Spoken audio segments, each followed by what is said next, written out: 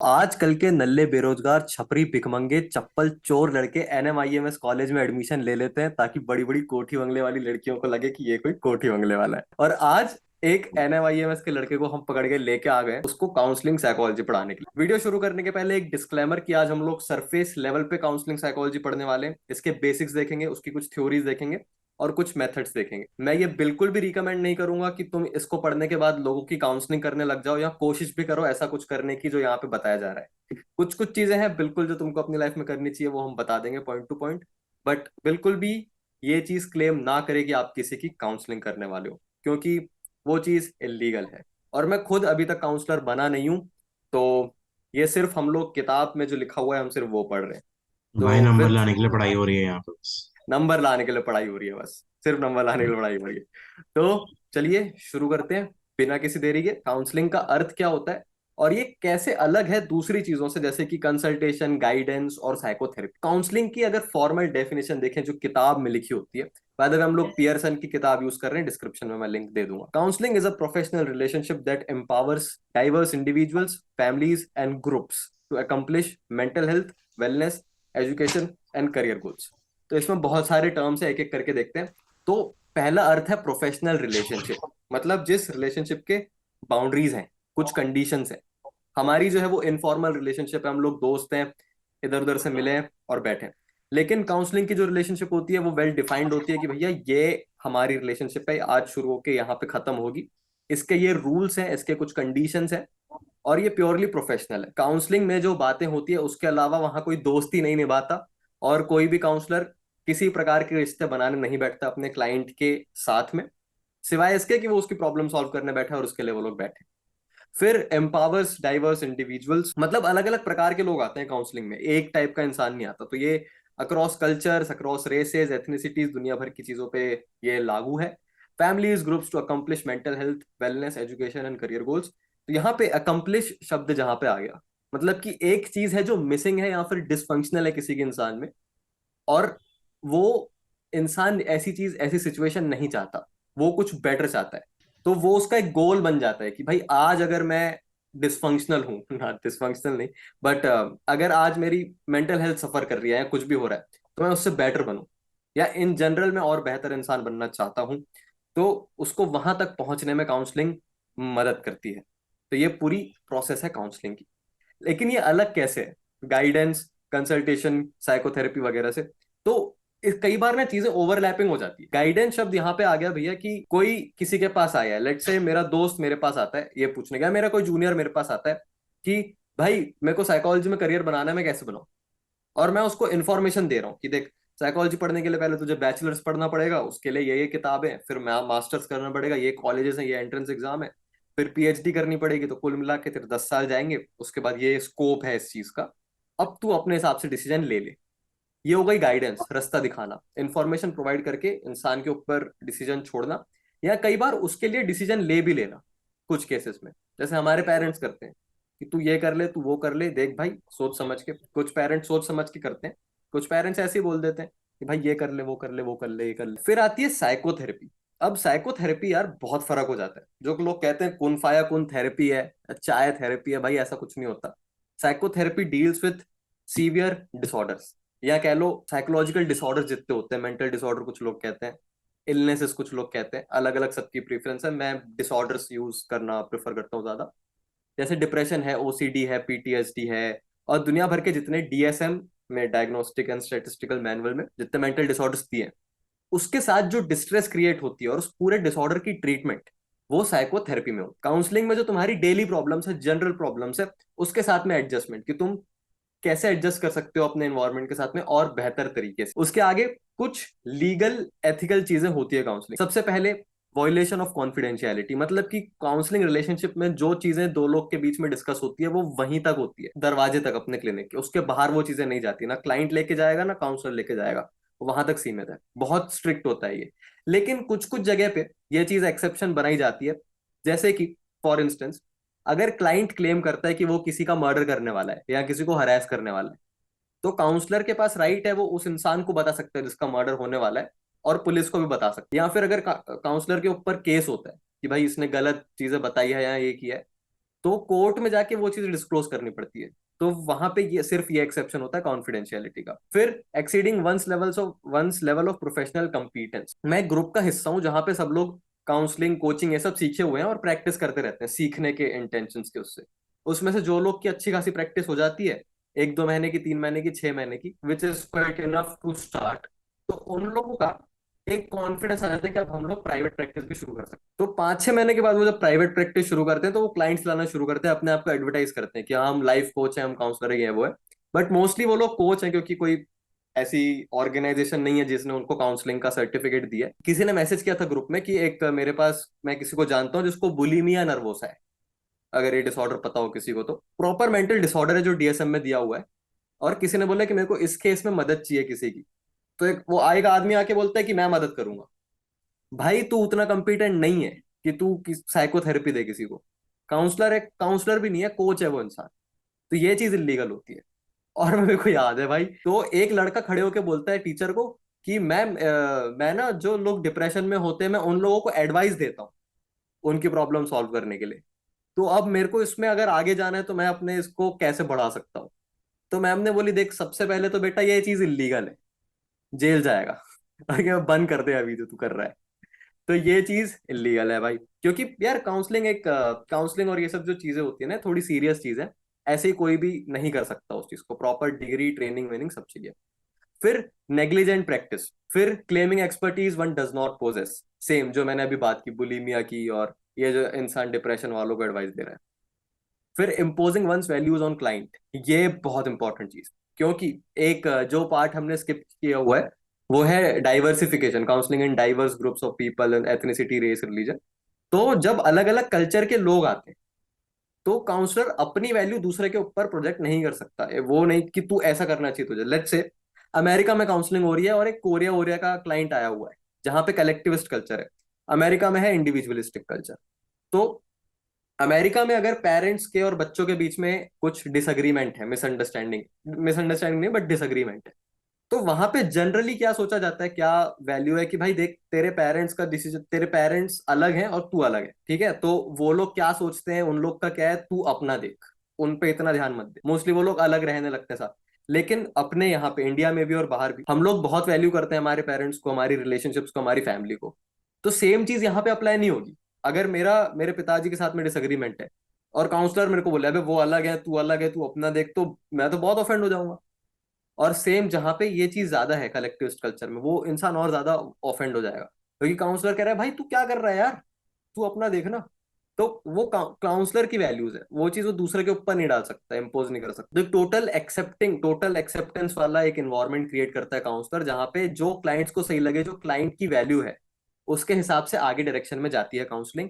और अगर किसी भी पॉइंट पे ऐसा लगे कि भाई हमारी वैल्यूज मैच नहीं करती, या फिर काउंसलर को बहुत ज्यादा ही दिक्कत हो रही है इन दोनों वैल्यूज के साथ में, ऑपोजिंग वैल्यूज के साथ टाइम पे काम करने में, तो वो चीज को वहां पे टर्मिनेट किया जा सकता है क्लियर कम्युनिकेशन के साथ में, कि भाई मैं इस टाइम पे काम नहीं कर पाऊंगा क्योंकि हमारी वैल्यूज बहुत अलग है। अगला, creating dependency in a client, इसको कहते हैं मिल्क करना। तो काउंसलिंग का पूरा गोल ये होना चाहिए कि एक लिमिटेड टाइम के उसमें हो, टाइम ड्यूरेशन में हो काउंसलिंग, और उसके बाद वो टर्मिनेट हो जाए। फिर sexual activity with a client, शारीरिक संबंध नहीं बना सकते क्लाइंट के साथ में काउंसलर्स। और उसका रूल है, अमेरिकन साइकोलॉजिकल एसोसिएशन जो है उसका है भाई 5 साल। काउंसलिंग का जब तुम्हारा कांटेक्ट था, रिलेशनशिप थी, उसके 5 साल तक तुम कोई सेक्सुअल कांटेक्ट नहीं कर सकते क्लाइंट के साथ में, रिलेशन नहीं बना सकते। और अमेरिकन काउंसलिंग एसोसिएशन जो है उसका 3 साल का है। या फिर वाइस वर्स, सर्टेन कॉन्फ्लिक्ट्स और इंटरेस्ट सच एज ड्यूअल और मल्टीपल रिलेशनशिप्स, अगर एक काउंसलर है जो एसीए और एपीए दोनों के साथ में एसोसिएटेड है, और वो देख रहा है कि भाई अब मैं क्लाइंट के साथ में सेक्सुअल रिलेशन बनाने के लिए 3 साल रुकू कि 5, तो भाई सबसे पहले उससे पूछे तू काउंसलिंग करने बैठा है कि संबंध बनाने बैठा है वहां पे। अगली चीज, अगर काउंसलर का और क्लाइंट का कुछ दूसरा भी रिश्ता है, जैसे कि कोई बिजनेस रिलेशनशिप या फिर कोई फैमिली कजिन वगैरह वगैरह, तो वहां पे भी चीजें कॉन्फ्लिक्ट में आ जाती है, क्योंकि अलग अलग रोल्स प्ले कर रहा है इंसान, और उसकी रिस्पॉन्सिबिलिटीज अलग अलग है, एक्सपेक्टेशंस अलग अलग है। तो वहां वो चीज दिक्कत देती है। इसलिए कहा जाता है जो भी काउंसलिंग सीखते हैं, काउंसलर जो बनते हैं, थेरेपिस्ट बनते हैं, कि अपने फैमिली मेंबर्स का और अपने फ्रेंड्स के साथ में काउंसलिंग तुम मत करो, ये चीज बोली जाती है, क्योंकि वहां पे ये कॉन्फ्लिक्ट आता है। फिर questionable financial agreement such as charging excessive fee, अब भाई मैं प्रॉब्लम सॉल्विंग के नाम पे किसी से 50,000 रुपए नहीं ले सकता एक सेशन के। वो चीज जैसे ये अमेरिका का जो सीन है, एक बैंडेज लगाने के तुम $1000 ले रहे हो, इम्प्रॉपर एडवर्टाइजिंग, डिप्रेशन का इलाज 3 दिनों, और प्लेजरिज्म, किसी और की टेक्निक, किसी और की थ्योरीज खुद का बता के यूज कर। तो ये कुछ लीगल और एथिकल एस्पेक्ट्स हैं काउंसलिंग। फिर आगे जो अमेरिकन काउंसलिंग एसोसिएशन है उसके अंदर कोड्स ऑफ एथिक है, जो चीजें हमने यहाँ पे डिस्कस की इसके अंदर वो सब चीजें आती है। अब हम जाएंगे काउंसलिंग प्रोसेस पे, जो NMIMS का सेकंड मॉड्यूल है साइकोलॉजी का, कि अब काउंसलिंग होती कैसे है।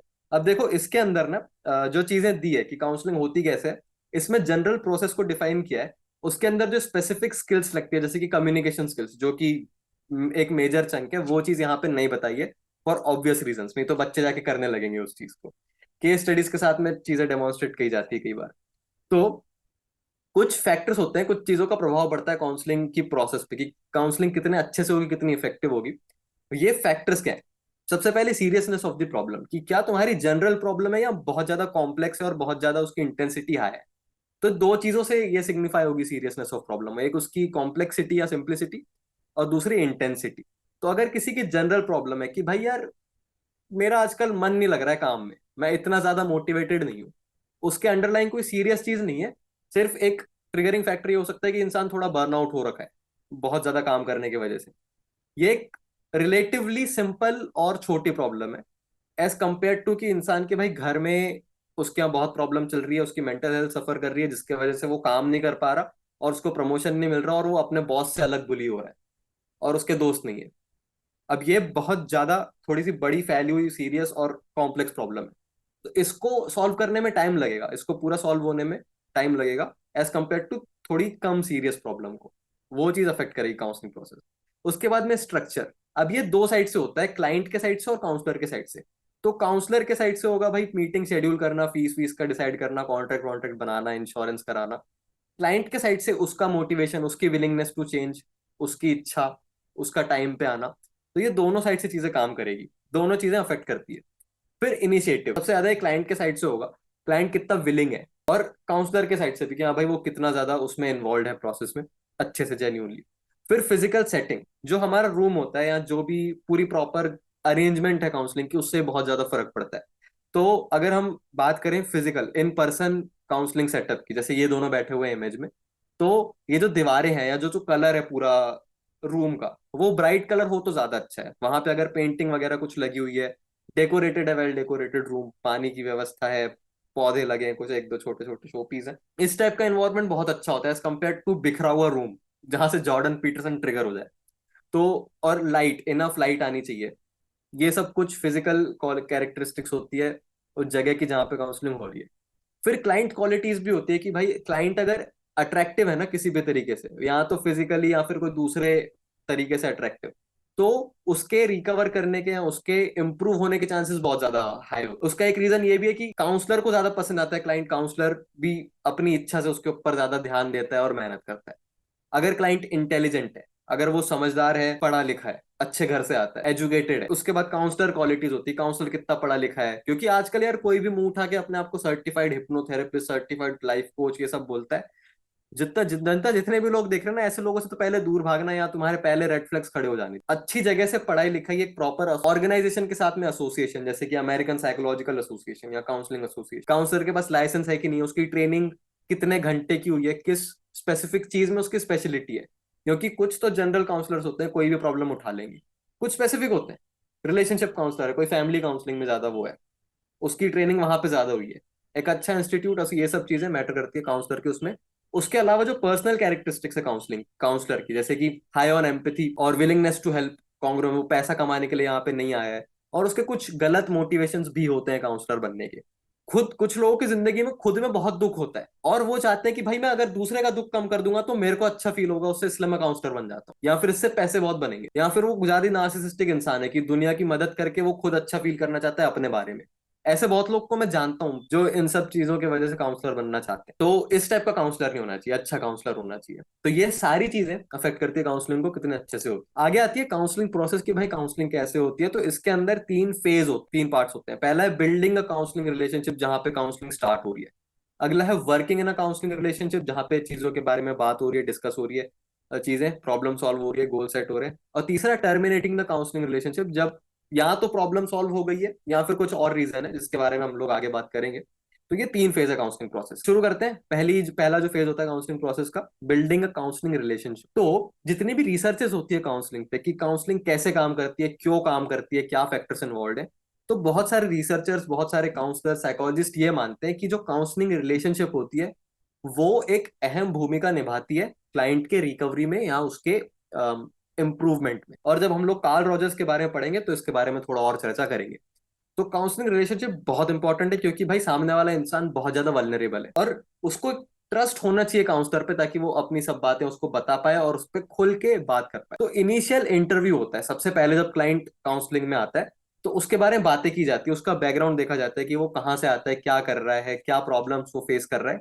ये वैसे सरफेस लेवल पे होता है। इसको हम लोग बिल्डिंग रैपोर्ट कहते हैं यहाँ पे, रैपो की भाई ये क्लाइंट अपने अपन को ट्रस्ट करे और अपने अपने को बातें बता पाए। तो जब कोई काउंसलिंग में पहले आया है तो उसको तुरंत ये नहीं बोल सकते हाँ भाई बता क्या ट्रॉमा है तेरे जीवन का, और वो बता रहे कि हाँ जब मैं छोटा था तो मेरी पिटाई होती थी।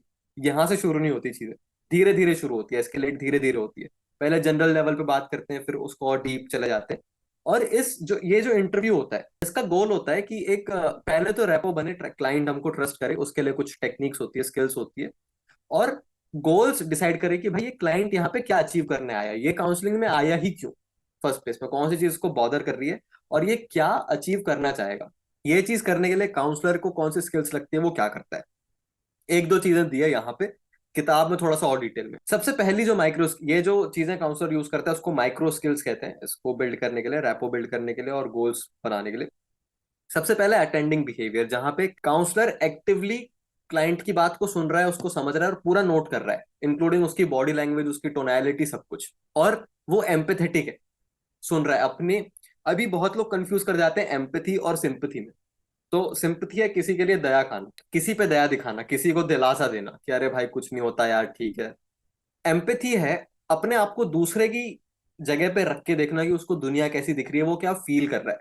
और इसके भी लेवल होते हैं, प्राइमरी, एडवांस्ड, ऐसे करके एम्पैथी होती है। अटेंटिवनेस में उसकी इमीडिएसी आ जाती है, क्लाइंट स्माइल करता है धीरे से तो काउंसलर उसको पॉइंट आउट करके बोलता है कि अरे तुम तो स्माइल कर रहे हो। थोड़ा वो प्रोवोकेटिव भी होता है उस चीज में कि भाई तू इस चीज को इलेबोरेट, इस टाइप के कमेंट का पर्पस ये होता है कि इंसान इलेबोरेट करे उस चीज को कि वो उस मोमेंट में क्या फील कर रहा है, क्या सोच रहा है। तो इस टाइप की चीजों से पहले ट्रस्ट बनाया जाता है कि दिखाया जाता है भाई काउंसलर बहुत ज्यादा अटेंटिव है, काम है, बैठा है, ठीक से सुन रहा है उसकी बातें, एम्पेथेटिक है और अटेंटिव है, ऑब्जर्व कर रहा है क्लाइंट को अच्छे से, उसकी बात को समझ रहा है। और वो चीज कम्युनिकेट होना भी जरूरी है कि भाई मैं तेरी बात को समझ रहा हूँ। सिर्फ एम्पेथेटिक होने से कुछ नहीं होता, उसको बताना ही पड़ता है, कम्युनिकेट भी करना होता है। फिर आता है हमारा working in a counselling relationship, जो सेकंड फेज है उसका, और क्लोजिंग भी इसमें थोड़ा सा डिस्कस करेंगे टुवर्ड्स दी एंड। जब काउंसलिंग रिलेशनशिप शुरू होती है, जब हाँ इनिशियल हमारा इंटरव्यू होगा, गोल सेट होगा, ये क्लाइंट अचीव क्या करना चाहता है। तो जो गोल्स सेट होते हैं काउंसलिंग में, पहले इनिशियल इंटरव्यू में भी और आगे भी इंटरव्यू में, दूसरे सेशन में क्लाइंट आता है, शुरू के 10 मिनट में इंटरव्यू हो रहा है, कुछ हो रहा है,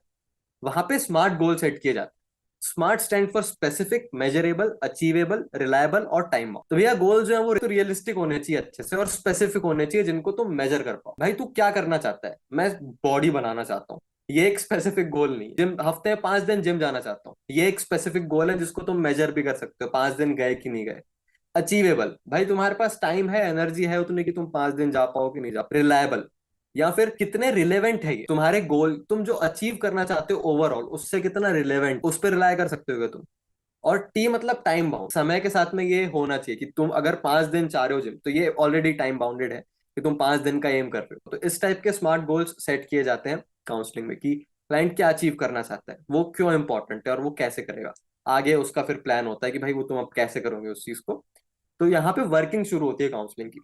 तो काउंसलर क्या करता है, एक पूरी जो काउंसलिंग प्रोसेस होती है, इंसान अगर काउंसलिंग में जा रहा है तो उसके साथ में क्या हो रहा है, काउंसलर क्या कर रहा है।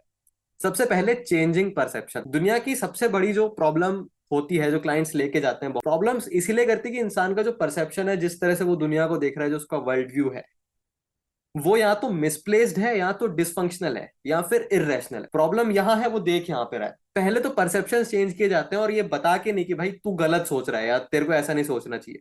एडवाइस गिविंग नहीं है काउंसलिंग, वहां पे सॉक्रेटिक क्वेश्चनिंग और दूसरे क्वेश्चनिंग मेथड्स का यूज करके परसेप्शंस को चेंज करते हैं क्लाइंट के। भाई ये देखो, जैसे इमेज में है कि इंसान को अगर सिर्फ बुरी बुरी चीजें दिख रही है उसके साथ में कि ये हो रहा है, तो उसको दूसरा साइड भी दिखाया जाता है। तो अगर स्टेटमेंट है कि नो वन लव्स मी, या फिर मेरे कोई दोस्त नहीं है, उसके आगे उसको एक्सटेंड किया जाता है उस स्टेटमेंट, वैसे कोई मुझे पसंद नहीं करता लेकिन चार लोग हैं जो मेरे को पसंद करते हैं, मुझे लगता है मेरे कोई दोस्त नहीं है लेकिन कॉलेज में मेरे दो दोस्त हैं, इस टाइप से अगर स्टेटमेंट को एक्सटेंड करें तो इंसान का परसेप्शन चेंज होता है, which contributes to solving the problem. उसके बाद में लीडिंग। अब लीडिंग का सीन क्या है कि काउंसलर को एक्सपीरियंस जितना होता है, उसको जितनी थ्योरेटिकल नॉलेज होती है, समझ होती है, उसके हिसाब से उसको एक आइडिया मिल जाता है कि क्लाइंट की प्रॉब्लम क्या है और वो कहाँ जा रहा है, और अगर ये प्रॉब्लम है तो इससे किस टाइप के क्वेश्चन पूछने हैं, कहाँ इसको लेके जाना है, उसको हम लोग लीडिंग कहते हैं। तो वो उस डायरेक्शन में क्वेश्चंस पूछता है, उस डायरेक्शन में उस इंसान को लेके जाता है। अब इसमें केयरफुल रहना पड़ता है काउंसलर्स को कि उतना एक्सपीरियंस है कि, उतनी समझ है कि नहीं, उतना एक्यूरेट है कि नहीं तुम्हारा डायग्नोसिस या जो भी तुम्हारा एक्सपेक्टेशन है। फिर उसके बाद मल्टी फोकस्ड रिस्पॉन्डिंग, मतलब यहाँ पे अलग अलग चीजों पे रिस्पॉन्ड किया जाता है, तुम्हारे कॉग्निशंस को, मतलब मेंटल प्रोसेसेस, थॉट प्रोसेसेस, तुम्हारे इमोशंस को और तुम्हारे बिहेवियर को, जो भी क्लाइंट डिस्क्राइब कर रहा है उस पे तीनों लेवल पे इस चीज पे रिस्पॉन्ड किया जाता है कि भाई तू ये सोच रहा है, रिफ्लेक्टिव इसको वो कहते हैं, तू ये सोच रहा है, तू ये बोल रहा है, तूने ऐसा किया, तू ये फील कर रहा है। ये कुछ एग्जांपल्स है मल्टी फोकस रिस्पॉन्डिंग। फिर उसके बाद एक्यूरेट एम्पैथी, जहां पे मैंने थोड़ी देर पहले बात की थी कि एम्पैथेटिक होने से कुछ नहीं होता, उसको कम्युनिकेट भी करना होता है। तो एक्यूरेट एम्पैथी वो चीज कम्युनिकेट करती है कि तुम समझ तो गए हो, उसके बाद तुमको अंडरलाइंग उसकी फीलिंग्स भी समझ में आ रही क्लाइंट की, और तुम उस चीज को कम्युनिकेट भी कर पा रहे हो, और क्लाइंट भी उस चीज से अग्री कर रहा है कि हाँ भाई ये सीन है। और सेटिंग गोल्स वाले पार्ट में भी ये होता है कि काउंसलर और क्लाइंट दोनों को अग्री करने को होना कि हाँ भाई ये गोल्स हैं, इस पे हम लोग काम करेंगे। एम्पैथी में भी सेम चीज है कि दोनों को अग्री करने को होना। अगर मैं तेरे को बोल रहा हूँ कि भाई तू अपसेट फील कर रहा है, तो कह रहा है हाँ यार मैं थोड़ा अपसेट फील कह रहा है नहीं नहीं अपसेट फील नहीं कर रहा हूँ मैं, इरिटेटेड हूँ। अच्छा अच्छा ऐसी बात है, तू इरिटेटेड फील कर, हाँ भाई इरिटेटेड फील कर। Accurate empathy. उसके बाद सेल्फ डिस्क्लोजर, जो कि थोड़ी सी डिबेटेबल चीज है। बहुत लोग बोलते हैं भाई नहीं करना चाहिए, कुछ लोग कहते हैं करना चाहिए। तो सेल्फ डिस्क्लोजर में काउंसलर जो होता है वो अपने बारे में क्लाइंट को बताता है। इनिशियली तो जैसे तुम्हारी डिग्री विग्री है वो सब चीजें बताना हो गया, लेकिन रिलेशनशिप के दौरान, काउंसलिंग के दौरान, काउंसलर क्लाइंट को बताता है कि यार देख मैं वहां पर रह चुका हूँ, मैं समझ सकता हूँ, या उस चीज को थोड़ी सी क्रेडिबिलिटी देने के लिए। और ये बहुत ही शॉर्ट होता है और रिलेवेंट होता है। अब पूरी रामायण सुनाने नहीं बैठता काउंसलर, बहुत ही छोटे तरीके से बता देगा। अगर हम लोग प्रखर की बात करें तो ही often talks about his dad and Colombia university के एक्सपीरियंसेस। वो छोटे छोटे सेल्फ डिस्क्लोजर है, हमको पूरी रामायण नहीं पता है उनके घर की, छोटे छोटे हिस्सों में पता है, ताकि इससे क्या होता है कुछ लोग उस चीज से रिलेट कर पाते हैं, और दूसरे केस में थोड़ा ट्रस्ट भी बिल्ड होता है। अगर कोई क्लाइंट देख रहा है कि हाँ भाई काउंसलर ये अपने बारे में बता रहा है, तो वो भी थोड़ा एनकरेज फील करता है कि हाँ भाई मैं भी अपने बारे में शायद और चीजें बता सकता हूँ। तो वो एक चीज है। उसके बाद में इमीजिएट, काउंसलर है वो वहां पे मौजूद है उसी सिचुएशन में, उस मोमेंट में, और अच्छे से अटेंड कर रहा है क्लाइंट को। और इमीडिएसी मतलब जो भी चीजें होती है ना, जैसे शेरलॉक की इमेज दी है, कुछ भी हुआ नहीं कि तुम्हारी बॉडी में वो शेरलॉक नोटिस कर लेता है, काउंसलर भी वो चीज नोटिस करता है कि हम लोग क्या बोल रहे हैं, कैसे बोल रहे हैं, टोनैलिटी हमारी, बॉडी लैंग्वेज, कहाँ देख रहे हैं, हम लोग ऐसे हाथ बंद करके बैठे हैं या फिर ओपन है हमारे, उसमें हर एक चीज काउंसलर नोटिस करता है और उस चीज को रिफ्लेक्ट करता है उस चीज पे। जैसे मैंने थोड़ी देर पहले एग्जांपल दिया था, अगर कोई कुछ बताते बताते हंसने लग जाए, या फिर अगर कोई सीरियस बात बता रहा है जो कि दुखद घटना है और वो हंसने लग जाए, तो काउंसलर उसको पॉइंट आउट करके बोलेगा भाई जो तू बता रहा है वो थोड़ी दुखद घटना है, लेकिन तू हंस रहा है उस टाइम, ये क्या हो रहा है यहाँ पे। तो ही सीक्स क्लैरिफिकेशन, उसको वो लीड भी कर रहा है वहां पे कि भाई इस चीज पे और इलेबोरेट कर, यहाँ पे चीजें और कॉम्प्लेक्स हो सकती है, यहाँ पे शायद रिप्रेस्ड चीजें हैं, जैसे साइको एनालिसिस में हम लोग पढ़ेंगे। होप होती है क्लाइंट के साइड पे इंस्टिल होती है कि चीजें बेहतर हो सकती है, काउंसलिंग प्रोसेस काम करेगी, और मेरे में वो कैपेबिलिटीज है कि मैं चेंज कर सकता हूँ, मैं इंप्रूव कर सकता हूँ। फिर आगे कभी कभी काउंसलर जो है वो ह्यूमर यूज करता है, छोटे मोटे जोक्स क्रैक करता है, चीजों को थोड़ा सा लाइट करने के लिए, टेंशन को डिफ्यूज करने के लिए, लेकिन ये बहुत कम होता है, बहुत कम, कभी कभी एकदम। फिर आगे कन्फ्रंटेशन। कुछ काउंसलिंग थ्योरीज में, प्रोसेसेस में, क्लाइंट को कन्फ्रंट किया जाता है कि भाई तू बोलता कुछ है करता कुछ है, तूने ये किया था, बोला था ये करूंगा लेकिन किया नहीं, तू होमवर्क टाइम पे नहीं करके आया, अभी भी तू उल्टी बात कर रहा है। मतलब जिस टोन में मैं बात कर रहा हूँ उस टोन में अगर कोई काउंसलर बात करेगा तो उसका लाइसेंस अलग जाएगा, वो जेल में अलग जाएगा। तो ऐसे नहीं होता है चीजों को थोड़ा तरीके से करना होता है। और उसके बाद में कॉन्ट्रैक्टिंग होती है। कॉन्ट्रैक्टिंग में जैसे हमने बात की थी गोल्स के टाइम पे, दोनों क्लाइंट और काउंसलर अग्री करते हैं कि हम इन गोल्स को सेट कर रहे हैं और इस पे हम लोग काम करेंगे, और फिर ये पूरी पूरी चीजें हैं कि भैया पैसे इतने लगेंगे, इतने इतने शेड्यूल होने वाले हैं हमारे सेशंस, और ऐसी बात होगी, तो पूरा कॉन्ट्रैक्ट बनाया जाता है काउंसलिंग का। उसके आगे कुछ जो टेक्निक यूज होती है, एक उसमें से रिहर्सल होती है कुछ कुछ थेरेपीज में, जैसे गेस्टॉल्ट वगैरह में, जहां पे जो डिजायर्ड बिहेवियर है उसको एक बार करके देखा जाता है, या फिर रोल प्ले करते हैं, वहां पे साइको ड्रामा होता है। ये कुछ तरीके हैं जिससे वो चीज अचीव की जा सकती है। उसके एक पहले प्रैक्टिस होती है जो चीज हमको अचीव करना है उसकी। फिर आगे ट्रांसफरेंस और काउंटर ट्रांसफरेंस। अब ये बेसिकली इनिशियली जो आए थे वो साइकोडायनामिक थ्योरी से आए थे, फ्रॉइड की थ्योरी से आए थे। अब ट्रांसफरेंस में क्या होता है, क्लाइंट जो है वो काउंसलर के साथ में किसी और को आइडेंटिफाई करता है जिसको लेकर उसके कुछ इमोशनल इश्यूज हैं जो अनरिजॉल्व्ड है। जैसे अगर किसी क्लाइंट के अपने पिताजी के साथ में रिश्ते बहुत खराब है, वो उनसे अपने नफरत करता है अपने पिता से, लेकिन कभी वो उस चीज को एक्सप्रेस नहीं कर पाया, कभी उसको मौका ही नहीं मिला, उसने रिप्रेस करके रखी थी वो सब चीजें, तो वो काउंसलर को कई बार फादर फिगर के समान देखने लगता है या अपने पिताजी के समान देखने लगता है, और फिर वो भड़ास पूरी उसके ऊपर निकाल देता है, काउंसलर के ऊपर। ये होता है ट्रांसफरेंस, कि काउंसलर के साथ किसी को आइडेंटिफाई करना और उसके ऊपर वो चीजें डायरेक्ट करना जो तुम्हारे अनरिजॉल्व है, इमोशनल। और काउंटर ट्रांसफरेंस उल्टा, कि जो काउंसलर है वो क्लाइंट से किसी को आइडेंटिफाई करता है।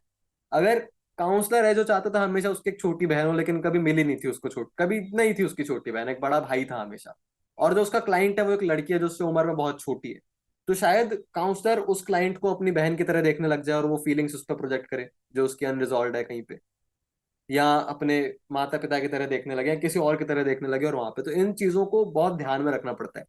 अब जो साइको एनालिटिक थ्योरी है फ्रॉइड की, वो कहती है भैया ट्रांसफरेंस से मदद होती है, क्योंकि वो इमोशनल जो अंदर बिल्डअप था पूरा वो बाहर आ जाता है, और फिर आगे चीजें हम लोग उसको इनसाइट देकर सॉल्व कर सकते। लेकिन दूसरी थ्योरीज अगर वो वहां पे ट्रांसफरेंस को देखती है तो उसको नोटिस करके तुरंत रोक के उसके बारे में डिस्कस किया जाता है कि भाई ये क्या हो रहा है तेरे साथ में, उसको और एक्सप्लोर करते हैं अंदर जाके, तो वहां से इंसाइट मिलती है। और फिर आती है क्लोजिंग। अच्छा ठीक है भाई, अब मैं चलता हूँ। क्लोजिंग कब होती है, जब यहाँ तो भाई क्लाइंट जो है अपना वो उसकी प्रॉब्लम हो गई है सॉल्व, अब उसको चीजें सिखा भी दी है कि हाँ भाई तू अपने हिसाब से कर सकते है चीजें, अपने आप चल सकता है, हो गया अपना, अब हो गया काम खत्म, ठीक है भाई वी आर गुड। या फिर कुछ दूसरे केस होते हैं जहां पे क्लोजिंग की जरूरत होती है, काउंसलिंग रिलेशनशिप को टर्मिनेट करना पड़ता है। जैसे कि अगर काउंसलर को क्लाइंट नहीं जम रहा या क्लाइंट को काउंसलर नहीं जम रहा, कि भाई हमारी वैल्यूज बहुत अलग है, मेरे को तेरा तरीका नहीं पसंद, मेरे को तू नहीं पसंद, या कोई और है मैं अफोर्ड नहीं कर सकता, या फिर अगर काउंसलर कोई दूसरे जगह पे मूव कर रहा है जहां पे वो आप कांटेक्ट नहीं कर पाएगा क्लाइंट, या फिर अपनी दुकान बंद कर रहा है काउंसलर, या फिर काउंसलर के खुद के कुछ अनरिजॉल्व इश्यूज हैं जो क्लाइंट की तरफ जा रहे थे, जैसे हमने काउंटर ट्रांसफरेंस देखा, और इसके पहले इम्पोजिंग आर वैल्यूज वगैरह देखा। एक कुछ केस होते हैं जहां पे काउंसलिंग को क्लोज किया जाता है। अब ये भी इंपॉर्टेंट पार्ट होता है, बहुत लोग इसको डिस्कस नहीं करते हैं क्लोजिंग को, जैसा मैंने पियरसन की किताब में पढ़ा था। तो क्लोजिंग भी एक अच्छे नोट पे होनी चाहिए, और एक बार फॉलो अप लेना बहुत जरूरी है कुछ महीने बाद में, कि भाई क्लाइंट कैसा चल रहा है।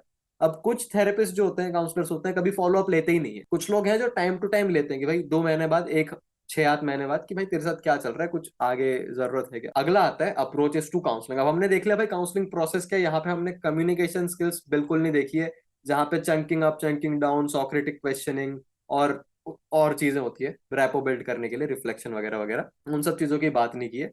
जहाँ पे एक चीज का मैं एग्जांपल देता हूँ, जो भी क्लाइंट बता रहा है उसको हम लोग पैराफ्रेज करते हैं, समराइज करते हैं, ताकि एक उसका रीजन होता है कि काउंसलर और क्लाइंट सेम पेज पे हैं। अगर तूने मेरे को बताया कि भाई मेरी एग्जाम है, मेरे को एंजाइटी हो रही है, मेरी पढ़ाई ठीक से नहीं हो पा रही उस कारण से, मैं बिल्कुल भी फोकस्ड नहीं हूँ और काम पे भी मन नहीं लग रहा है, तो अब ये सुनने के बाद में मैं थोड़ा सा उसको समराइज करता हूँ कि चलो तू कह रहा है भाई तेरी एग्जाम एग्जाम आ रही है, तैयारी ठीक से नहीं हुई है, उसके वजह से तुझे डर लग रहा है, एंजाइटी हो रही है, और इसके वजह से तेरा फोकस भी इम्पेयर हो रहा है। सही समझ रहा हूँ तेरी बात को? हाँ सही समझ रहा हूँ। दिस इज रिफ्लेक्टिंग, पैराफ्रेजिंग वगैरह इस टाइप की कुछ चीजें होती है जो कम्युनिकेशन स्किल्स के अंदर आता है। तो जब हम लोग काउंसलिंग की प्रॉपर पढ़ाई करते हैं, सीखते हैं, तो वो सब चीजें वहां पे सिखाई जाती है। फिर अप्रोचेस टू काउंसलिंग। अब ये जो पूरी प्रोसेस हुई, इसके अंदर भी अलग अलग प्रोसेस आती है बेस्ड ऑन कौन सी अप्रोच तुम ले रहे हो। तो हम लोग चार पढ़ेंगे, फेमिनिस्ट वाली नहीं पढ़ेंगे क्योंकि मैंने खुद नहीं पढ़ा कभी वो। तो ये चार है, साइको एनालिटिक, साइको डायनामिक। तो सिगमंड फ्रॉइड की जो थ्योरी थी उसको हम लोग साइको एनालिटिक थ्योरी कहते हैं। सिगमंड फ्रॉइड के बाद जितने भी साइकोलॉजिस्ट आए जिन्होंने सिर्फ फ्रॉइड की थ्योरी पे बिल्डअप किया, उसकी थ्योरीज को एक्सटेंड किया, उसको हम लोग साइको डायनामिक थ्योरिस्ट कहते हैं, जैसे कार्ल यंग, एल्फ्रेड एडलर, ये सब। उसके बाद ह्यूमनिस्टिक थ्योरी आती है जो कि थर्ड वेव ऑफ साइकोलॉजी कहा जाता है। फर्स्ट वेव अपनी साइको एनालिसिस आई, फिर दूसरी आई अपनी बिहेवियरिज्म, तीसरा ह्यूमनिज्म। कभी एमसीक्यू में पूछ सकता है ये। फिर है कॉग्निटिव बिहेवियरल अप्रोच, जहां पे दो शब्द है, कॉग्निटिव और बिहेवियरल। तो cognitive psychology is related to your mental processes, behavioural psychology is about your overt and covert behaviour. इसके बारे में हम लोग आगे पढ़ेंगे। फिर कुछ नैरेटिव अप्रोचेस होती है, जैसे कि नैरेटिव सेट करना, जिसका हम दोनों सिद्धांत एग्जाम्पल देख चुके हैं रिसेंटली, तो हमको पता है कैसे होता है। सबसे पहले बात करेंगे हम लोग साइको एनालिटिक अप्रोच की, जो दी थी सिगमंड फ्रॉइड ने। इसको बहुत सारे लोग फादर ऑफ साइकोलॉजी कहते हैं, लेकिन he is not the father of psychology.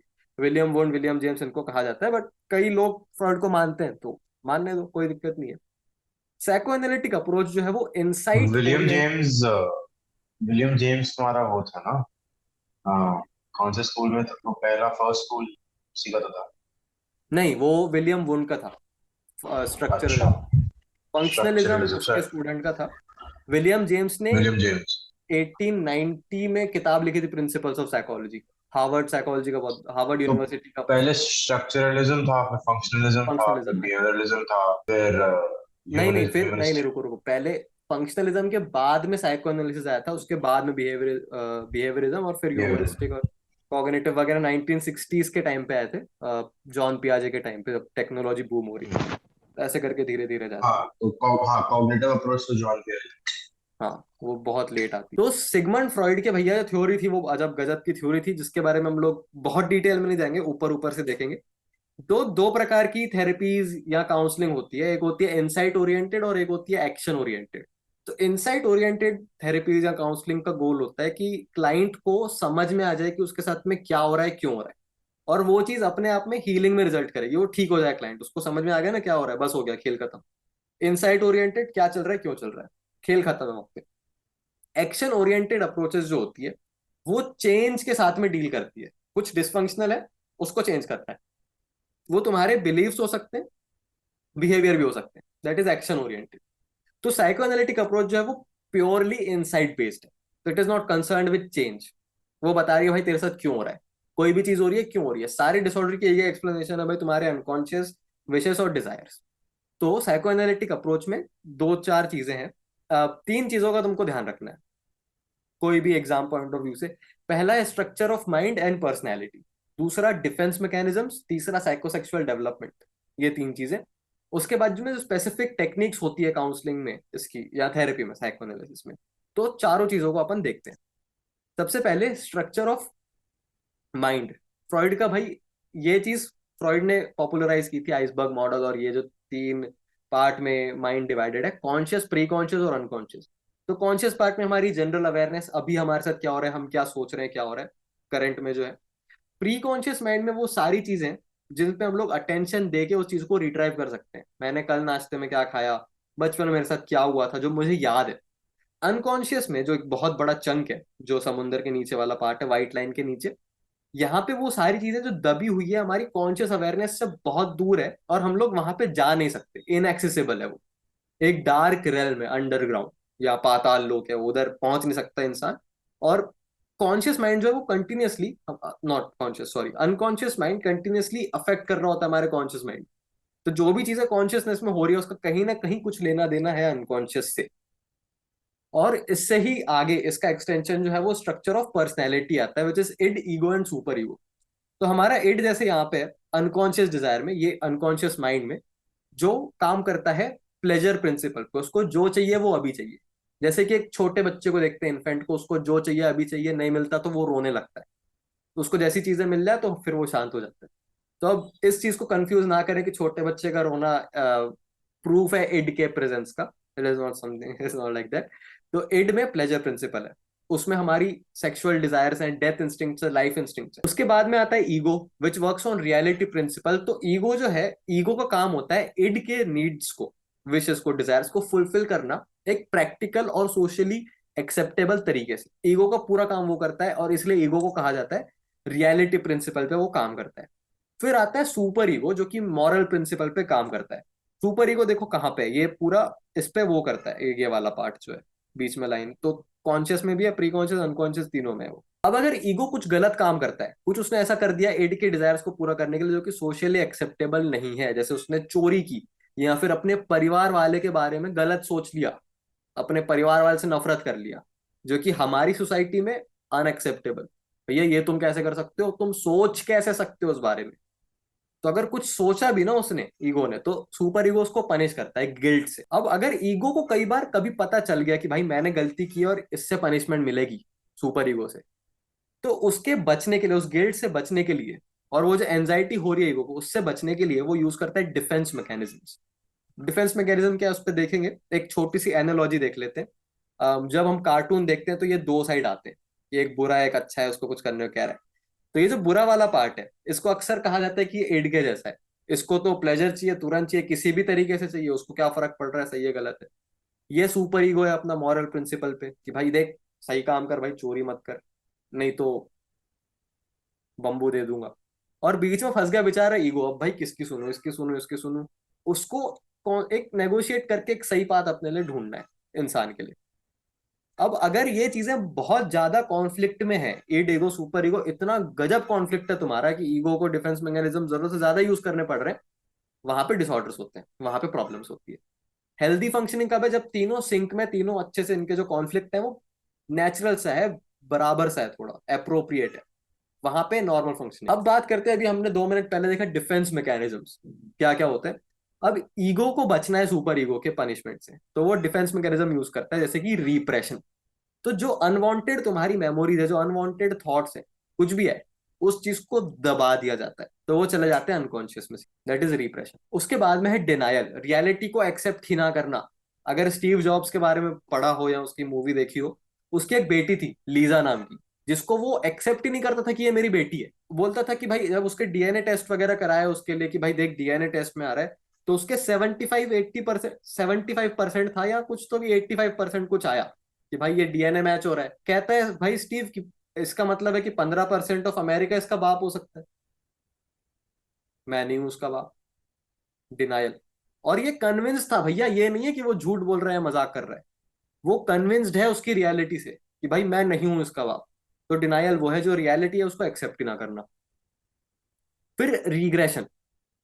अभी हम लोग आगे साइकोसेक्सुअल डेवलपमेंट पढ़ेंगे, तो डेवलपमेंटल स्टेजेस होती है जहां पे हर स्टेज में कॉन्फ्लिक्ट है, और अगर वो कॉन्फ्लिक्ट रिजॉल्व नहीं होता तो इंसान वहां पे अटक जाता है उस स्टेज में, जिसको फिक्सेशन कहते हैं। कॉन्फ्लिक्ट अगर ठीक से रिजॉल्व नहीं हुआ है, इंसान फिर भी आगे बढ़ा है रिगार्डलेस, और कभी कोई स्ट्रेस प्रोवोकिंग सिचुएशन आती है, स्ट्रेसफुल सिचुएशन आती है, तो वो वापस चला जाता है एक पुरानी सेक्सुअल साइकोसेक्सुअल डेवलपमेंट स्टेज पे, जिसको हम लोग रिग्रेशन कहते हैं, इस प्रोसेस को रिग्रेशन कहते हैं। जैसे अगर इंसान एक ओरल स्टेज जो है, उसकी जो पहली स्टेज है, वो ठीक से रिजॉल्व नहीं हुई है, और इंसान को आगे चल के स्ट्रेस होती है 25 की उम्र में, तो वो सिगरेट पीने लगता है, दारू पीने लगता है, तो वो रिग्रेस कर गया, पीछे चले गया एक पुरानी साइकोसेक्सुअल डेवलपमेंट की स्टेज पे। फिर है प्रोजेक्शन। असली में मैं हरामी हूं, लेकिन मैं लोगों को बोलता हूँ कि तुम हरामी हो। एक्चुअल में मैं होमोफोबिक हूँ, लेकिन मैं दूसरों को बोलता हूँ कि भाई तुम गे समान बिहेव कर रहे हो, तुम मेरे ऊपर सेक्सुअल एडवांसेस कर रहे हो, आदमी हो। अपनी अनडिजायर्ड चीजें दूसरों के ऊपर, पहले तो खुद के इसमें डिनाई करना कि मेरे में नहीं है, और दूसरे को वो चीज बोलना कि तेरे में। फिर रैशनलाइजेशन। इसको अक्सर कंफ्यूज किया जाता है इंटेलेक्चुअलाइजेशन के साथ में। अभी रैशनलाइजेशन इज भाई, एक जो चीज तुमने कर दी ना उल्टी या गलत, उसका सेंस बनाना लॉजिक को यूज करके। भाई तुमने उस बूढ़ी औरत की मदद क्यों नहीं की? अरे यार मैं ना ऑफिस के लिए लेट हो रहा था, ऑफिस के लिए अगर टाइम पे नहीं पहुंचता ना, मेरे को नौकरी से निकाल देते। या फिर एग्जाम में फेल हो गया, अब भाई मैं ये नई पेन खरीद के आया हूँ, ये मेरी लकी पेन है, इससे अब मेरे अच्छे नंबर आएंगे। कुछ भी फालतू का रीजन देना लॉजिकल बोल के, ताकि वो जो हमने गलत चीज की है वो उसका टेंशन चले जाए। फिर रिएक्शन फॉर्मेशन। इंसान के जो ट्रू डिजायर्स हैं उसका कंप्लीट ऑपोजिट करना। अगर इंसान बहुत ज्यादा हवसी है तो वो बाबा बन जाता है, सेलिबेसी को वो कर देता है, अरे मैं तो कभी सेक्स ही नहीं करूंगा, और फिर एक दिन जाके जेल पहुंच जाता है वो ना। Real life inspired events. उसके बाद डिस्प्लेसमेंट। ये अक्सर हम लोग देखते हैं, कहीं का गुस्सा कहीं और निकालना, कहीं की फीलिंग्स कहीं और निकालना, क्योंकि वहां पे हम लोग निकाल नहीं पाए बिकॉज ऑफ सम रीजन, अब यहाँ पे निकालेंगे। किकिंग द कैट भी कहते हैं इसे। तो ये कुछ डिफेंस मैकेनिज्म है, और होते हैं बहुत सारे, होते हैं, पूरी किताब है इसके ऊपर जो फ्रॉइड की बेटी एना फ्रॉइड ने लिखी थी। ईगो के मैकेनिज्म समथिंग, उसका कुछ नाम था, मैकेनिज्म्स ऑफ ईगो है ना। फिर आगे कुछ साइकोसेक्सुअल डेवलपमेंट, कुछ स्टेजेस होती है जिस हिसाब से इंसान की पर्सनैलिटी डेवलप करती है, और ये भी लिंक्ड है डिसऑर्डर्स के साथ। तो ये जो स्टेजेस है 5 होती है, ओरल, एनल, फेलिक, लेटेंट और जेनिटल, और हर स्टेज में एक इरोजिनस जोन होता है जहां पे प्लेजर रिसीव होता है इंसान को, सेक्सुअल प्लेजर। तो ओरल स्टेज में वो जोन माउथ होता है, तो इंसान अपने पूरे मुंह से दुनिया को ऑब्जर्व करता है, जो भी करता है उसका बिहेवियर बेसिकली मुंह से होता है। ये होता है बर्थ से 1 साल की उम्र तक। अगर यहाँ पे फिक्सेशन हो जाए या फिर ये स्टेज रिजॉल्व ना हो, तो इंसान या तो सिगरेट पीता है, स्मोकिंग, गुटखा उटखा खाता है, शराब पीता है, या फिर वो उल्टा सीधा बोलता है लोगों को, बहुत मुंह चलता है उसका। अगर ये चीज रिजॉल्व नहीं होती तो, ये स्टेज रिजॉल्व नहीं होती। उसके बाद एनल स्टेज आती है जहां पे इरोजिनस जोन हमारी बॉवल्स होते हैं, बॉवल मूवमेंट्स, ब्लैडर कंट्रोल। तो टॉयलेट ट्रेनिंग पे डिपेंड होता है उसकी पर्सनैलिटी डेवलपमेंट हेल्दी।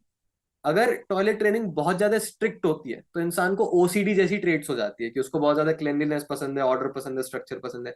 अगर ठीक से नहीं होती है टॉयलेट ट्रेनिंग, नेग्लेक्टेड है बच्चा, सीखा ही नहीं उसने ठीक से पॉटी करना है या टॉयलेट जाना, उसकी पूरी इन्वायरमेंट में ऐसी है, उसका पूरा हमेशा रूम खराब है, कोई स्ट्रक्चर ही नहीं है जीवन में, ये होता है। उसके बाद में फैलिक स्टेज, 3 से 6 की उम्र में, यहाँ पे इरोजीनस जोन जो होते हैं वो जेनिटल्स होते हैं। इसके बाद आती है हमारी, इसको भी कुछ रिजॉल्व होना पड़ता है, उसके एग्जैक्ट तरीके यहाँ पे डिटेल में नहीं दिया है हमको। फिर आगे लेटेंट स्टेज जहाँ पे इरोजीनस जोन, यहाँ पे जो लिबिडो है, सेक्सुअल एनर्जी है, वो इनएक्टिव है, तो इंसान अभी खेल कूद में दुनिया भर की चीजों में ध्यान दे रहा है। उसके बाद जेनिटल स्टेज आती है आखिरी, जहाँ पे इंसान अब दूसरे जेंडर से, दूसरे सेक्स के साथ में अट्रैक्टेड होता है और उसके थोड़े मैच्योरिंग सेक्सुअल इंटरेस्ट वैसे आते हैं। यहाँ पे भी कुछ फिक्सेशन वगैरह होता है जो मेरे को अभी एट द मोमेंट याद नहीं आ रहा है। तो ये सारी चीजें रिलेटेड है, हेल्दी डेवलपमेंट होनी चाहिए, हर चीज से डिसऑर्डर का रिलेशन है, ये चारों चीजें जो हमने पढ़ी। तो over use of defence mechanism, वहां से कुछ डिसऑर्डर होते हैं। एड ईगो सुपर ईगो के बीच कॉन्फ्लिक्ट, कुछ डिसऑर्डर्स हैं। तीनों जो माइंड के स्ट्रक्चर्स हैं उसके बीच में सिंक नहीं है, वहां पे डिसऑर्डर है। साइकोसेक्सुअल डेवलपमेंट में डिसऑर्डर है। हर जगह ये कुछ तरीके हैं भाई डिसऑर्डर्स के एक्सप्लेन करने के, कोई भी मेल फंक्शन या मिसबिहेवियर। साइको एनालिसिस का गोल क्या है? मेकिंग द अनकॉन्शियस कॉन्शियस, रफली रफली रफली स्पीक। ठीक है, अब ये चीज कैसे होती है, अनकॉन्शियस तक हम पहुंचेंगे कैसे? उसके लिए कुछ टेक्निक्स डिराइव की थी फ्रॉइड ने उसके दोस्त ब्रूअर के साथ में मिलके। टेक्निक्स का नाम है free association, dream analysis, transference, resistance और इंटरप्रिटेशन। एक करके देखते हैं। ये जो फोटो है, काउच पे इंसान लेटा हुआ थेरेपिस्ट के साथ बात कर रहा है, बहुत फेमस फोटो है, हर जगह यूज की जाती है। फ्री एसोसिएशन इज, भाई तेरे मन में जो आ रहा है तू बोल, कोई सेंसर मत कर, गाली देनी है गाली दे, जो बोलना है बोल, कोई स्टोरी का स्ट्रक्चर तू बस बोल। जिस तरह के शब्दों का इंसान प्रयोग करेगा, जिस जहां पे वो लेके जाएगा अपनी बातों को, जिस टाइप की फैंटेसीज वगैरह की बात करेगा, उसका कुछ मीनिंग निकल के आएगा। स्लिप ऑफ टंग्स, मिस्टेक्स भी जो होती है, बोलते बोलते कुछ और बोल जाते हैं, उसका भी कुछ मीनिंग होता है। वो चीजें अनकॉन्शियस में थी लेकिन धीरे से, अचानक से वहां पे शायद कोई बैरियर नहीं था, इसलिए वो कॉन्शियसनेस में आ गई, एक दूसरे फॉर्म में, दूसरा रूप लेके। तो फ्री एसोसिएशन से वो चीज इंटरप्रेट की जाती है। उसके बाद है ड्रीम एनालिसिस। ड्रीम में होते हैं 2 टाइप के कंटेंट, लेट मैनिफेस्ट और लेटेंट। मैनिफेस्ट कंटेंट मतलब जो तुमको एक्चुअल में दिख रहा है, सपनों में जो तुमने क्या किया। लेटेंट कंटेंट है, उसका मीनिंग क्या है। तो अगर हमने डिसाइड किया था 7 बजे बात करेंगे, 7:15 बजे मीटिंग शुरू हुई, सिद्धांश मेरे को बोलता है भाई टाइम पे आ गया तू तो। अब यहाँ पे 2 चीजें, मैनिफेस्ट कंटेंट क्या है, भाई तू तो टाइम पे आ गया, लेकिन उसका मीनिंग क्या है, दैट इज लेटेंट कंटेंट। के सार्केज्म है भाई, ड्रीम्स में 2 कंटेंट है, मैनिफेस्ट और लेटेंट। देख क्या रहा है और उसका मीनिंग क्या है। अगेन वहां पे बहुत सारी सेक्स की बातें होती है ड्रीम में। तो फ्रॉइड बोलता था भाई क्लाइंट को, जैसे तुम सुबह उठते हो ना, अपना जो भी तुम्हारा सपना है उसको तुरंत लिखो, फिर उसको मैं इंटरप्रेट करूँ। फिर ट्रांसफरेंस, जिसकी थोड़ी देर पहले हम लोग बात कर रहे थे, थेरेपिस्ट से आइडेंटिफाई करना। और यहाँ पे इंपॉर्टेंट होता है साइकोएनालिसिस के हिसाब से कि भाई तू कर, कर हम मेरे साथ आइडेंटिफाई कर जो तेरे को करना है। लेकिन ये चीज कई बार दिक्कत वाली होती है, क्योंकि जो अनरिजॉल्व फीलिंग्स है, क्लाइंट पहले तो कहीं और की कहीं और कर रहा है, पहली चीज। अगर वो चीज वहां पे रिजॉल्व हो जाती है ठीक है, लेकिन बहुत केसेस में नहीं होती, तो क्लाइंट डिपेंडेंट बन जाता है थेरेपिस्ट पे, काउंसलर पे। इसलिए ट्रांसफरेंस बहुत हेल्दी नहीं होता, बट यहाँ पे एनकरेज किया जाता था कि समझ पाए कि भाई इशू कहाँ पे है। फिर है रेजिस्टेंस। तो फ्री एसोसिएशन के टाइम पे भी या इवन काउंसलिंग के टाइम पे, अगर इंसान कहीं पे नहीं जाना चाह रहा, किसी डायरेक्शन में बात हो रही है, बात बदल देता है क्लाइंट। या फिर रेजिस्टेंस के दूसरे फॉर्म होते हैं अपॉइंटमेंट्स मिस करना, थेरेपिस्ट की बात पे ध्यान न देना, उस चीज को एक्सप्लोर किया जाता है। भाई तू बोलते बोलते रुक गया, ऐसा क्यों हुआ, चल इसके बारे में बात करते हैं। तो बहुत रेजिस्टेंट होता है क्लाइंट, या तो कॉन्शियसली या तो अनकॉन्शियसली, उस चीज को एक्सप्लोर किया जाता है। और ये जो ड्रीम एनालिसिस है, ड्रीम्स फ्रॉइड बोलता था are the royal roads to unconscious. क्योंकि हमारे सपने वो चीज दिखाते हैं हमको जो अनकॉन्शियस ट्रूली चाहता है, लेकिन एक अलग बदले हुए रूप के फॉर्म, बदले हुए रूप में। और इंटरप्रिटेशन, ये पूरी चीजों में इंटरप्रिटेशन ही हो रहा है हर चीज का। तो ये टेक्निक्स है साइको एनालिसिस में जो यूज की जाती है काउंसलिंग में। आज के टाइम पे फ्रॉइड की थ्योरी एकदम भी डिसरिगार्डेड नहीं है, उसकी थ्योरीज पे बहुत बिल्ड किया है। आज भी psycho analytic, psycho analysis type के काउंसलिंग होती है, जहाँ पे अनकॉन्शियस पे, ड्रीम्स पे और चाइल्डहुड पे थोड़ा बहुत फोकस किया जाता है।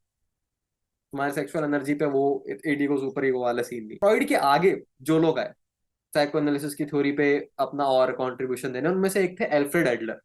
और भाई इसकी जो थ्योरी थी ना एडलर की, वो अपने समय के आगे की थी। आज भी जैसे भगवत गीता के लिए कहा जाता है कि भाई ये 5,000 साल पहले लिखी, लेकिन आज भी प्रॉब्लम के सोल्यूशन उसमें है बहुत सारे। एल्फ्रेड की थ्योरी भी कुछ ऐसी ही है। जो बातें वो उस समय करके गया था ना, आज भी एप्लीकेबल है, बहुत प्रैक्टिकल है, और उसका सही में इंसान कुछ कर सकता है। तो मेरे को तो बहुत रिलेटेबल लगी थी इसकी फिलॉसफी। इसको इंडिविजुअल साइकोलॉजी भी कहते हैं, एल्फ्रेड की थ्योरीज को। और एक किताब है the courage to be disliked. ये चीज पहले मेरे को लगा था टिपिकल सेल्फ हेल्प किताब होगी, लेकिन नहीं भाई, वो एडलेरियन साइकोलॉजी के ऊपर। मेरा दिमाग पड़ गया था वो पढ़ के, मजा आ गई थी। वो किताब जरूर पढ़ना। तो एल्फ्रेड एडली एडलर की जो थ्योरी थी, उसमें कुछ चीजें थी जैसे सोशल इंटरेस्ट, की इंसान जो है वो सोशल एनिमल है, और जो उसकी रिलेशनशिप है वो मैटर करते हैं, और उसके लिए समाज में कंट्रीब्यूट करना बहुत इंपॉर्टेंट है उसकी हेल्दी फंक्शनिंग के लिए। अगर उसका बिहेवियर मिसप्लेस्ड है, डिसफंक्शनल है, तो देखना कहीं ना कहीं उसकी जड़ जो है वो इंटरपर्सनल रिलेशनशिप होंगे ही होंगे किसी भी प्रकार के। और ये बात कितनी सही है। एक पूरी की पूरी थेरेपी की स्कूल ऑफ थॉट है थेरेपी में, जिसको इंटरपर्सनल थेरेपी कहते हैं, जो इसी पे फोकस करती है, तुम्हारे सोशल इंटरेक्शन पे, रिलेशनशिप। तो उस समय पे करके गया भाई एडलर ये बात। समाज में कंट्रीब्यूशन इंपॉर्टेंट है एडलर के हिसाब से। आगे, इंफीरियोरिटी और सुपीरियोरिटी कॉम्प्लेक्स। कॉम्प्लेक्स शब्द ध्यान देना जरूरी है, क्योंकि हम लोग इसको जनरल भाषा में यूज करते हैं इंफीरियोरिटी कॉम्प्लेक्स। लेकिन इंफीरियोरिटी कॉम्प्लेक्स जो है, inferiority complex normal feelings of inferiority से अलग होता है। एडलर कहते हैं भाई हर किसी में थोड़ी बहुत फीलिंग्स ऑफ इंफीरियोरिटी होती है, जिसको वो सरपास करता है। इंसान दूसरे को देखता है, वो सुपीरियर बनना चाहता है, तो वो सुपीरियोरिटी की तरफ जा रहा है। बेसिक फीलिंग्स जो है वो उसको हेल्प करती है वहां तक पहुंचने के लिए, इंप्रूव करने के लिए, डेवलप करने के लिए। लेकिन अगर ये इंफीरियोरिटी की फीलिंग्स दूसरी फीलिंग्स के साथ में मिक्स हो जाए, जैसे कि इनकम्पिटेंस की फीलिंग्स, हेल्पलेसनेस की फीलिंग्स, तो वो चीज इंसान को लिमिट करती है, क्योंकि और चीजें एसोसिएटेड है, इसलिए उसका नाम दिया इंफीरियोरिटी कॉम्प्लेक्स। और ये चीज बैरियर बन जाती है इंसान के लिए। कहता है कि यार मैं कुछ नहीं कर सकता क्योंकि मेरे को चाइल्डहुड ट्रॉमा है, मैं इसलिए इंफीरियर हूं क्योंकि मैं अच्छे कॉलेज में नहीं गया। तो वो इंसान को रोक देती है। Whereas feelings of inferiority उसको और मोटिवेट करती है आगे बढ़ने के लिए। आज अगर लाख रुपए कमा रहा हूं मैं चाह रहा हूँ भाई 5 लाख रुपए कमाऊं महीने के। मैं दूसरे को देखता हूँ जो 10 लाख कमा रहा है, यार थोड़ा इंफीरियर फील करता हूँ, मैं और मेहनत करूंगा और मेहनत करूंगा ताकि वहां तक पहुंच पाऊं। वो चीज मोटिवेट करती है। कॉम्प्लेक्स रोकता है इंसान को। सिमिलरली सुपीरियोरिटी कॉम्प्लेक्स, अपने आप को इंसान पता नहीं क्या तो की नाम समझता है, भगवान समझता है, वेदांत दृष्टि की भाषा में गॉड कॉम्प्लेक्स। आगे, लाइफ टास्क। तो इसके एल्फ्रेड की थ्योरी में 3 इंपॉर्टेंट लाइफ टास्क होते हैं जो हमको अकम्प्लिश करने होते हैं। And these task are related to work, मतलब तुम्हारा कंपिटेंस आ जाता है, काम आ जाता है। सोसाइटी, सोशल कॉन्ट्रीब्यूशन जिसकी हमने बात की ये वाली, तुम्हारे रिलेशनशिप्स, और सेक्सुअलिटी। तो ये 3 सोशल टास्क हैं, लाइफ टास्क है, जिस पे तुमको अगर अच्छे से इस पे काम करोगे तो तुम हेल्दी रहोगे। इसके बारे में बात करने को और बहुत सारी चीजें हैं, मेरा मन भी था, लेकिन वो किताब पढ़ो, और आज टाइम ड्यूरेशन की वजह से हम लोग आगे बढ़ेंगे। फिर टेक्निक्स क्या थी अल्फ्रेड एडलर की? बहुत सारी थी, हम लोग तीन के बारे में बात करते हैं।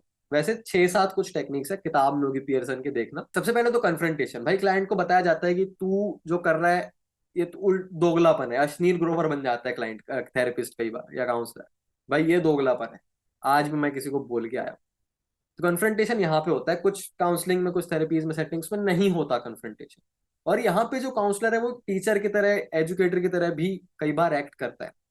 उसके अलावा स्पिटिंग इन क्लाइंट्स सूप, जो सबसे, भाई कितनी मजेदार टेक्निक है ये, सुन के मजा आ जाती है। ये मेरे को बहुत मजा आई थी सुन के। तो जैसे कि ये मीम है, पहले हमारी इच्छा है कुछ करने की। मैं कह रहा हूँ I can do the dishes, मैं चलो बर्तन वर्तन धो लो, मम्मी कह रही है डू द डिशेस, कह रहा अब मैं नहीं करने वाला। तुम कुछ करना चाह रहे हो और कोई दूसरा उसको करने को कह दे, तो वो चीज तो नहीं होनी भैया। That is spitting in the client soup में। इस टेक्निक में क्या होता है, जो क्लाइंट है उसका जो खराब बिहेवियर है, खराब एज इन डिसफंक्शनल बिहेवियर है, उस चीज को पॉइंट आउट कर दिया जाता है, ताकि उस बिहेवियर के साथ में जो रिवॉर्ड है वो गायब हो जाए। जैसे कि एक इंसान है जो फ्लेक्स बहुत करता है चीजों को लेकर, अब उसको वो चीज बता दी गई, भाई तू फ्लेक्स बहुत करता है यार, कुछ हुआ नहीं कि यार, हाँ भाई आज खेलने आएगा, नहीं यार बाहर जाना है ऑडी में, आज भाई चल शाम को मिलते हैं, नहीं यार स्टारबक्स जाना है। फ्लेक्स करने वाले, बस उसको पॉइंट आउट कर दो कि तू ये करता है। अगली बार वो अपने आप करना बंद कर देगा, क्योंकि उसके साथ में जो रिवॉर्ड था वो चलेगा। अब उसको पता चल गया कि भाई ये चीज हो रही है, इसको लेके शायद वो अवेयर नहीं था। अब क्लाइंट को लग रहा है भाई मैं होशियारी मारने के लिए कर रहा हूँ, ऐसा अब नहीं करना चाहिए। तो वो खुद अपने आप का एक मोटिवेटिंग फैक्टर होता है ये चीज करने के, पॉइंट आउट करने के बाद। तो ये एक टेक्निक होती है इसकी काउंसलिंग में, एल्फ्रेड एडलर की। और एक पुश बटन, यहाँ पे इंसान कह रहा है कि भाई चॉइसेस हैं हम सबके पास में, और चॉइसेस हमको हमारी डेस्टिनी पे लेके जाती है। तो पुश बटन में इंसान को उसके चॉइसेस के बारे में और अवेयर करवाया जाता है, बताया जाता है भाई क्या करना चाहिए तुझे, बताया नहीं, उसको सोचने लगाया जाता है भाई तुझे कौन सी चॉइस लेनी चाहिए। अगले मॉड्यूल पे, अगले चैप्टर पे जाते हैं, विच इज ह्यूमनिस्टिक अप्रोच। इसके अंदर तीन थ्योरीज हम लोग पढ़ेंगे। पर्सन सेंटर्ड जो थी कार्ल रॉजर्स ने, ये यहाँ पे कॉर्नर में इंसान है, रिवॉल्यूशनरी आदमी। फिर एग्जिस्टेंशियल अप्रोच जिसको दी थी विक्टर फ्रैंकल और रोलो मे ने, विक्टर फ्रैंकल की किताब है मैन सर्च फॉर मीनिंग। और गेस्टोल्ट थेरेपी, ये फ्रिट्ज पर्ल्स भाई साहब है, तो ये स्टोइक फिलोसफी से काफी इंस्पायर्ड है गेस्टोल्ट थेरेपी। सबसे पहले पर्सन सेंटर्ड थेरेपी जो कार्ल रॉजर्स ने दी थी, इसके अंदर दो बड़े नाम है जो तेरे को याद रखने, कार्ल रॉजर्स और अब्राहम मैस्लो। मैस्लो की हायरार्की ऑफ नीड्स, जिसमें सबसे ऊपर सेल्फ एक्चुअलाइजेशन होता है, कि इंसान एक मीनिंग पर्पस ढूंढ रहा है अपनी लाइफ में, कुछ बड़ा करना चाहता है, अपने आप को पहचानना चाहता है। सेल्फ की वहां पे बहुत ज्यादा बात होती है, और एक स्पिरिचुअल सेंस में। तो कार्ल रॉजर्स के हिसाब से भैया दो सेल्फ होते हैं, रियल सेल्फ और आइडियल सेल्फ। एक जो तुम अभी हो, और एक जो तुम बनना चाहते हो। इन दोनों के बीच में जितनी ज्यादा ओवरलैप होगा, उसको हम लोग कॉन्ग्रुएंस कहते हैं, उतनी हेल्दी फंक्शनिंग होगी, उतना सही इंसान होगा, उतना ज्यादा सेल्फ एक्चुअलाइजेशन की तरफ वो जाएगा। जितना मिसमैच होगा, तुम बोलते हो तुम बनना चाहते हो सच्चे आदमी, लेकिन तुम रोज दिन में 10 बार झूठ बोलते हो, ओवरलैप कितना कम है दूसरी वैल्यूज में भी, वहां पे इंसान डिसफंक्शनल है, वहां पे प्रॉब्लम्स है। और ये अगर अचीव करना है किसी इंसान को, रियल सेल्फ और आइडियल सेल्फ के बीच का कॉन्ग्रुएंस, तो तीन चीजें लगती है: एम्पैथी, अनकंडीशनल पॉजिटिव रिगार्ड और कॉन्ग्रुएंस, काउंसलिंग सेटिंग में। और ये चीज भाई ये इतनी रिवॉल्यूशनरी थी। हाँ, कुछ ये कहना है? कार्ल रॉजर्स की तीन, हाँ भाई, जो कार्ल रॉजर्स की हाँ। तीन कंडीशंस थी ना, हाँ, कार्ल क्या रॉजर्स था? की यही है तीन: एम्पैथी, हाँ भाई, एम्पैथी, अनकंडीशनल पॉजिटिव रिगार्ड और अनकंडीशनल कॉन्ग्रुएंस। वर्ड्स और कॉन्ग्रुएंस। बट कार्ल अब को ये, अपना क्या ऐड किया? हाँ, अब ये तीनों का सीन क्या है? कोई भी थेरेपी हो, कोई भी, बिहेवियरल से लेके साइको, कहीं भी जाओ, ये तीन चीजें रहनी जरूरी है, थेरेपी में भी काउंसलिंग में भी। नियम है कि भाई ये तीनों चीजें रहनी चाहिए। अब क्या है तीनों चीजें? एम्पैथी की बात हमने शुरू में की थी, अपने आप को दूसरे की जगह रख के उसके नजरों से दुनिया को देखने की कोशिश करना, समझ पाना, फीलिंग्स क्या है उसके अंडरलाइंग वो समझ पाना, और उसको कम्युनिकेट करना। तो इंसान को पहले तो खुद के लिए भी एम्पैथी चाहिए। जब वो खुद की बात सुन रहा है कि वो चाहता क्या है, उसको एक एंगल चाहिए। तो ये बहुत डीप इंट्रोस्पेक्शन और रिफ्लेक्शन वाली चीजें हो जाती है। अब काउंसलिंग में ये चीजें कैसे जादू करती है, उसके बारे में इन तीनों को डिस्क्राइब करने के बाद पढ़ते हैं। Unconditional positive regard is total acceptance. जब गैंग्स ऑफ वासेपुर में फैजल खान जाता है उन एसोसिएशन में, कहता है हमको चाहिए टोटल सरेंडर। यहाँ पे है अनकंडीशनल पॉजिटिव रिगार्ड, मतलब टोटल एक्सेप्टेंस। कंडीशनल नहीं है तुम्हारा एक्सेप्टेंस। अगर तुमसे कोई प्यार करता है, तुम्हारी रिस्पेक्ट करता है, मैं कह रहा हूँ यार सिद्धांश तू मेरा दोस्त है, ठीक है, लेकिन अगर तू टाइम पे नहीं आएगा, अगर तू मेरी बात नहीं सुनेगा, तो हम लोग दोस्त नहीं है। अगर तू मेरे हिसाब से नहीं चलेगा, हम लोग दोस्त। That is conditional positive regard, कि मैं तेरे से अच्छे से तब बात करूंगा जब तू मेरे काम करके देगा। अनकंडीशनल इज भाई तू इंसान है ना, तो तू डिजर्व करता है एक्सेप्टेंस। मैं तुझे यहाँ जज करने के लिए नहीं बैठा हूँ। एक इनेट वैल्यू तू लेके आया, तेरी कुछ वैल्यू है दुनिया में, जीवन में, मेरी लाइफ इन जनरल, एक्सेप्टेंस है वो। जो तू चाहता है, तू यहाँ पे बदलने आया है ना, इंप्रूव होने आया है ना, तू है अच्छा, अंदर से अच्छा इंसान है। तो यहाँ मैं तेरे को जज नहीं करूंगा, no judgement, total acceptance. That is unconditional positive regard, जहां पे कोई कंडीशंस नहीं है एक्सेप्टेंस पे, जजमेंट पे। और कॉन्ग्रुएंस, अगर क्लाइंट है और काउंसलर है, दोनों बैठे हुए, काउंसलर कह रहा है कि भाई मैं तेरी मदद करने बैठा हूं, लेकिन अगर काउंसलर का इंटेंशन है पैसा बनाना, ना कि एक्चुअल में उसकी मदद करना, तो काउंसलर खुद कॉन्ग्रुएंट नहीं है। काउंसलर अगर कहता है भाई मैं बैठा हूं तेरे साथ में, मैं तेरी मदद करूंगा, तो वो बहुत ट्रांसपेरेंट है, वो जैसा फील कर रहा है, जैसा सोच रहा है, वो कम्युनिकेट कर रहा है। दैट इज कॉन्ग्रुएंस, अपनी जो एक्चुअल फीलिंग्स है और जो एक्सप्रेस्ड फीलिंग्स है, उसके बीच का ओवरलैप। तुम जो हो वही दिखाते हो। अब ये तीनों चीजें जब क्लाइंट ऑब्जर्व करता है, नॉट एक्सप्लिसिटली कॉन्शियसली, बट ये सब चीजें जब हो रही होती है काउंसलिंग रिलेशनशिप में, एम्पैथी, जब काउंसलर क्लाइंट की बात एक्टिवली सुन रहा है, तो क्लाइंट सोचता है यार कि भाई ये मेरी बात सुन रहा है, मुझे भी मेरी बात सुननी चाहिए। पहली ये। दूसरी चीज यूपीआर, अनकंडीशनल, भाई नॉन जज, ये मेरे को जज नहीं कर रहा, तो मैं क्यों अपने आप को जज कर रहा हूँ? मुझे भी नहीं करना चाहिए। और अगर ये इंसान भाई, ये अपनी फीलिंग्स के साथ में ट्रू है, ये इसने कोई जबरदस्ती का मास्क नहीं पहना, ये झूठ नहीं कह रहा, इसके कोई ऐसे मलेशियस इंटेंट नहीं है, और ये उस चीज को एक्सप्रेस भी कर रहा है, सच बोल रहा है, तो मुझे भी वैसे जी के देखना चाहिए।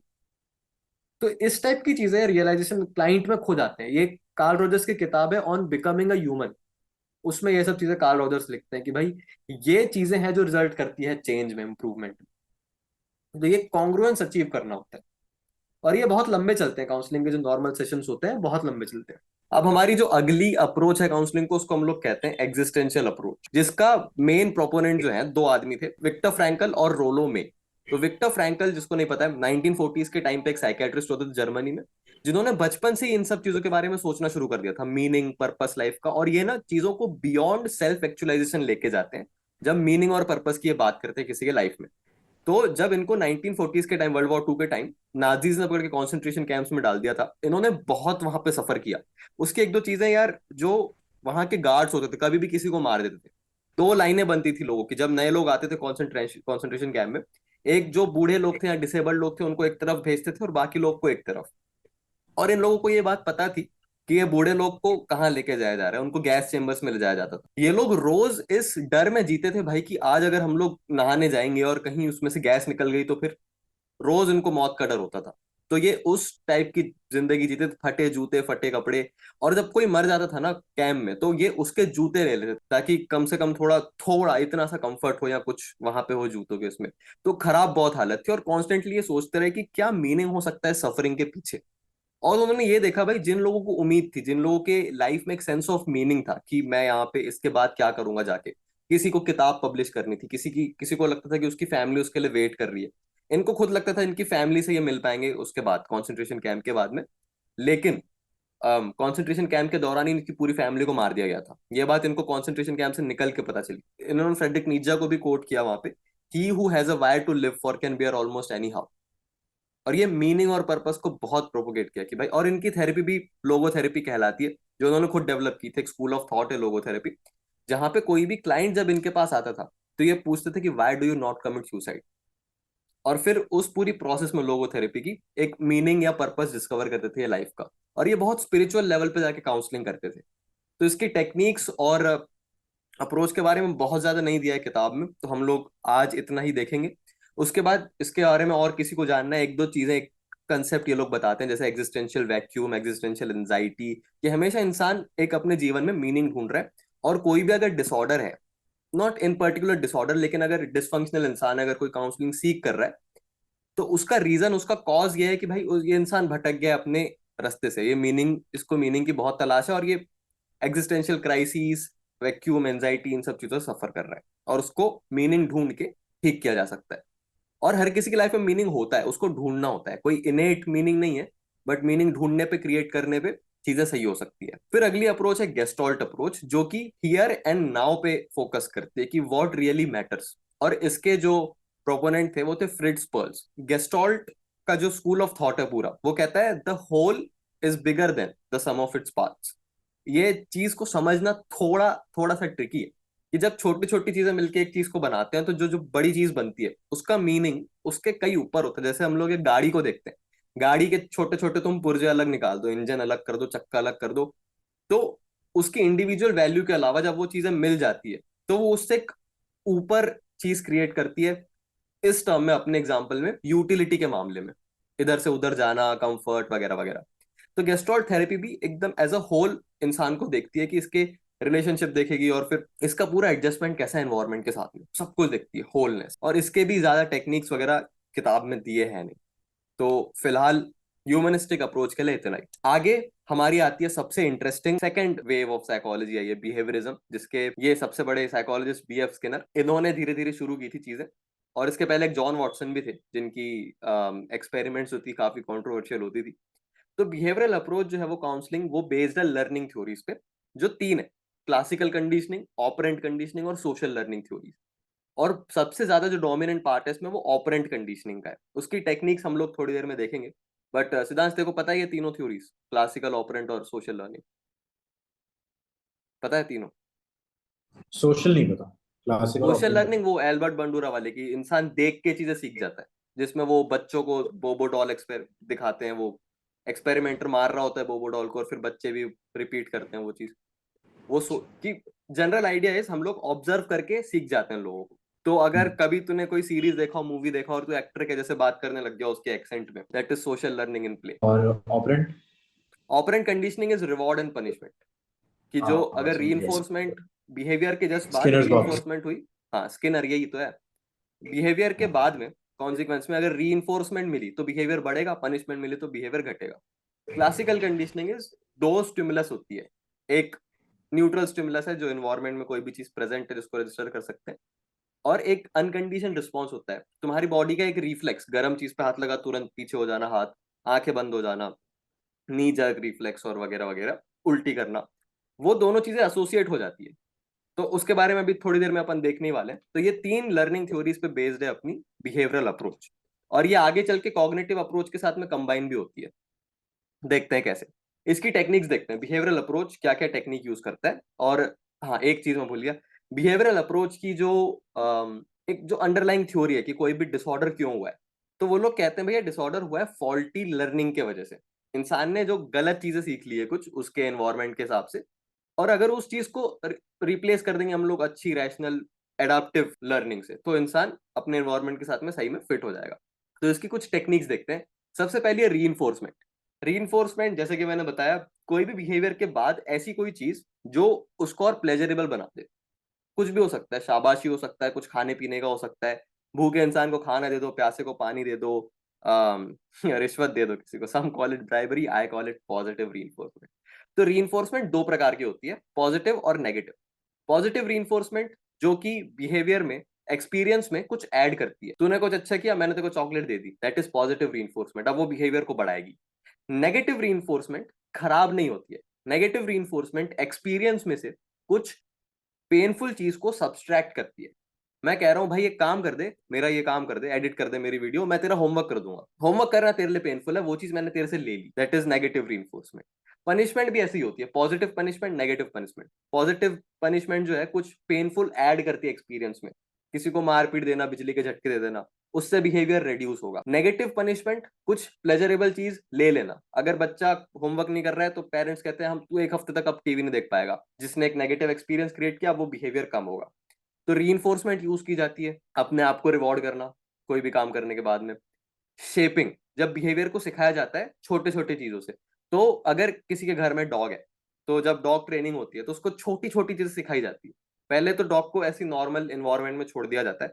अब वो जैसे ही कुछ भी करता है जो उस बिहेवियर की तरफ ले जा रहा है, उसको जो हम सिखाना चाहते हैं, उसको जैसे हम लोग बैठना सिखा रहे हैं, तो जैसे ही वो इधर उधर थोड़ी मूवमेंट करेगा, एक अगर उसने राइट मूवमेंट की तो उसको तुरंत रिवॉर्ड मिलता है। तो धीरे धीरे अगर कोई गाड़ी सीख रहा है, भाई तूने क्लच सही से दबाया, तेरे को हाँ रिवॉर्ड। धीरे धीरे छोटे छोटे स्टेप्स में उस बिहेवियर को सिखाया जाता है इंसान को, दैट इज कॉल्ड शेपिंग। फिर जनरलाइजेशन। अभी जनरलाइजेशन का सीन क्या है, एग्जाम्पल है आइवन पेवलोव वाला। जब बेल बजेगी तो डॉग सेलिब्रेट करेगा, लेकिन टेलीफोन बजता है घर में, उसको सुन के भी सेलिब्रेट करने लग जाता है। अगर मंदिर की कोई घंटी बज रही है जिसका साउंड थोड़ा लाउड है एज कम्पेयर टू जिस घंटी के साथ में कंडीशनिंग हुई है, उसको सुन के भी वो सेलिब्रेट कर रहा है। तो जब अलग अलग स्टिमुलस प्रेजेंट है तब भी सेम बिहेवियर वहां पे एलिसिट हो रहा है, दैट इज जनरलाइजेशन।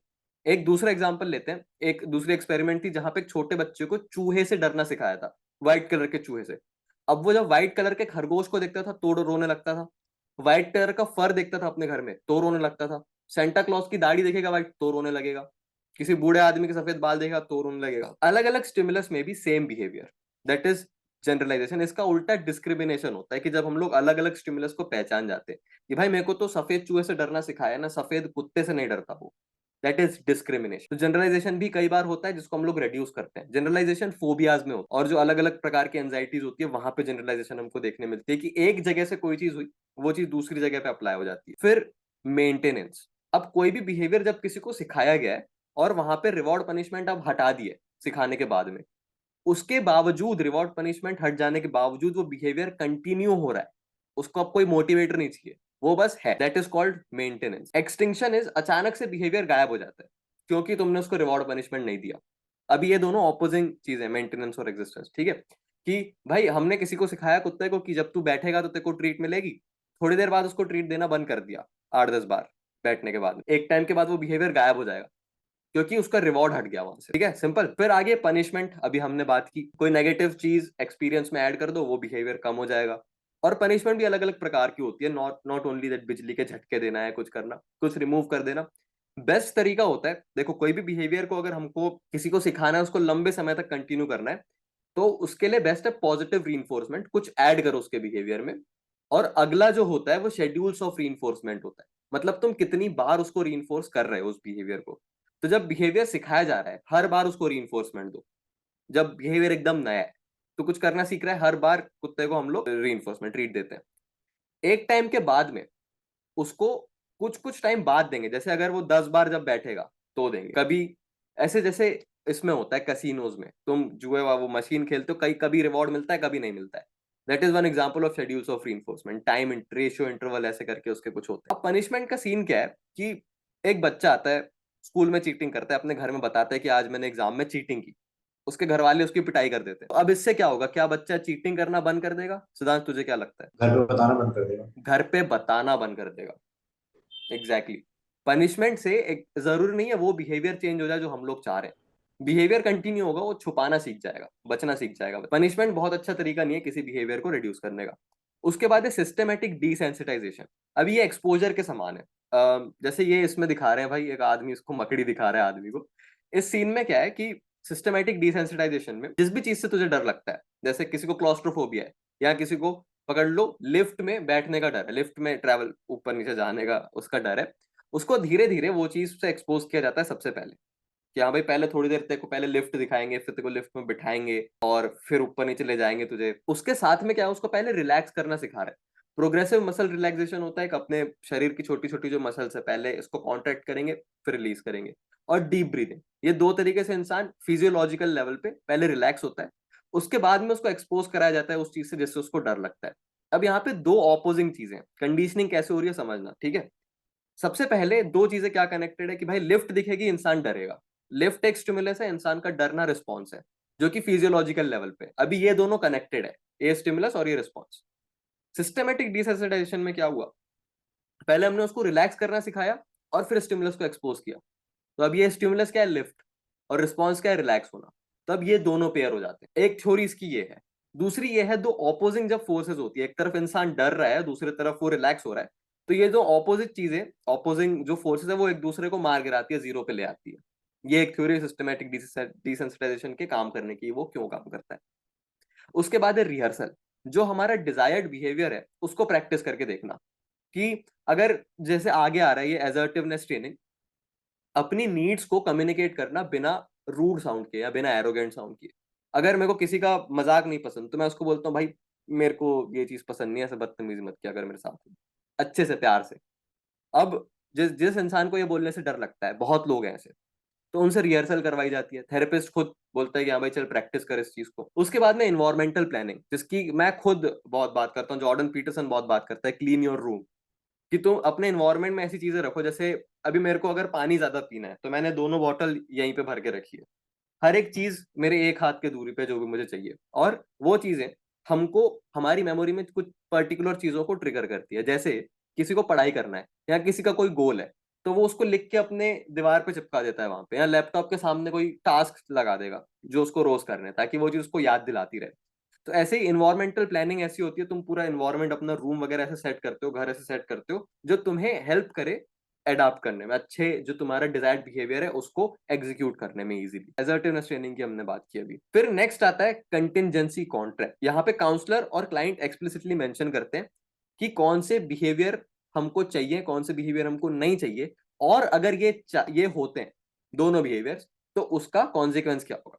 एग्जाम्पल, हम दोनों चाहते हैं कि भाई, मैं काउंसलर हूं तू क्लाइंट है, हम दोनों चाहते हैं भाई तू टाइम पे पढ़ाई करे, हम दोनों चाहते हैं कि तू मोबाइल पे टाइम पास ना करे। अब इसका कॉन्सिक्वेंस क्या होगा भाई, अगर तू टाइम पे पढ़ाई करेगा तो एक तो सेल्फ रिवॉर्ड है, रात को जाके तू अपने पसंद का कुछ खा लियो। दूसरा, अगर तू मोबाइल पे टाइम पास करेगा, तो भाई उसका कॉन्सिक्वेंस क्या है, तू फेल हो जाएगा। इस टाइप से पूरा कॉन्ट्रैक्ट बनाया जाता है भाई, डिजायर्ड अनडिजायर्ड बिहेवियर का और उसके कॉन्सिक्वेंसेस का, और उसको फॉलो करने की कोशिश करते हैं दोनों लोग। उसके बाद इम्प्लोजन एंड फ्लडिंग, फोबियाज की हम थोड़ी देर पहले बात करते थे। जिस भी स्टिमुलस से, जिस भी चीज से इंसान को डर लगता है, उसको अचानक से उस पर एक्सपोज कर देते हैं। किसी को मकड़ी से डर लगता है, उसको एक मकड़ी के रूम में फेंक देंगे, वो जो मकड़ियां जहरीली नहीं है वहां पे, और एकदम से वहां पे रिलैक्सेशन मौजूद नहीं है। तो अगर इस टाइप का क्वेश्चन आता है कि सिस्टमैटिक डिसेंसिटाइजेशन और फ्लडिंग में क्या फर्क है, तो बस फर्क है कि इसमें रिलैक्स नहीं करवा रहे, फ्लडिंग में रिलैक्स नहीं करवा रहे, इसमें इंसान को यूज टू करा रहे हैं, हैबिचुएशन की वजह से वो चीज हो रही है। उस केस में फिजियोलॉजिकल लेवल पे कुछ चेंज आया है, उसके वजह से वहां पे दो चीजें कनेक्ट हो रही है। ये वाला कंसेप्ट क्लियर है, फ्लडिंग और डिसेंसिटाइजेशन वाला? ठीक, सॉलिड। उसके बाद टाइम आउट।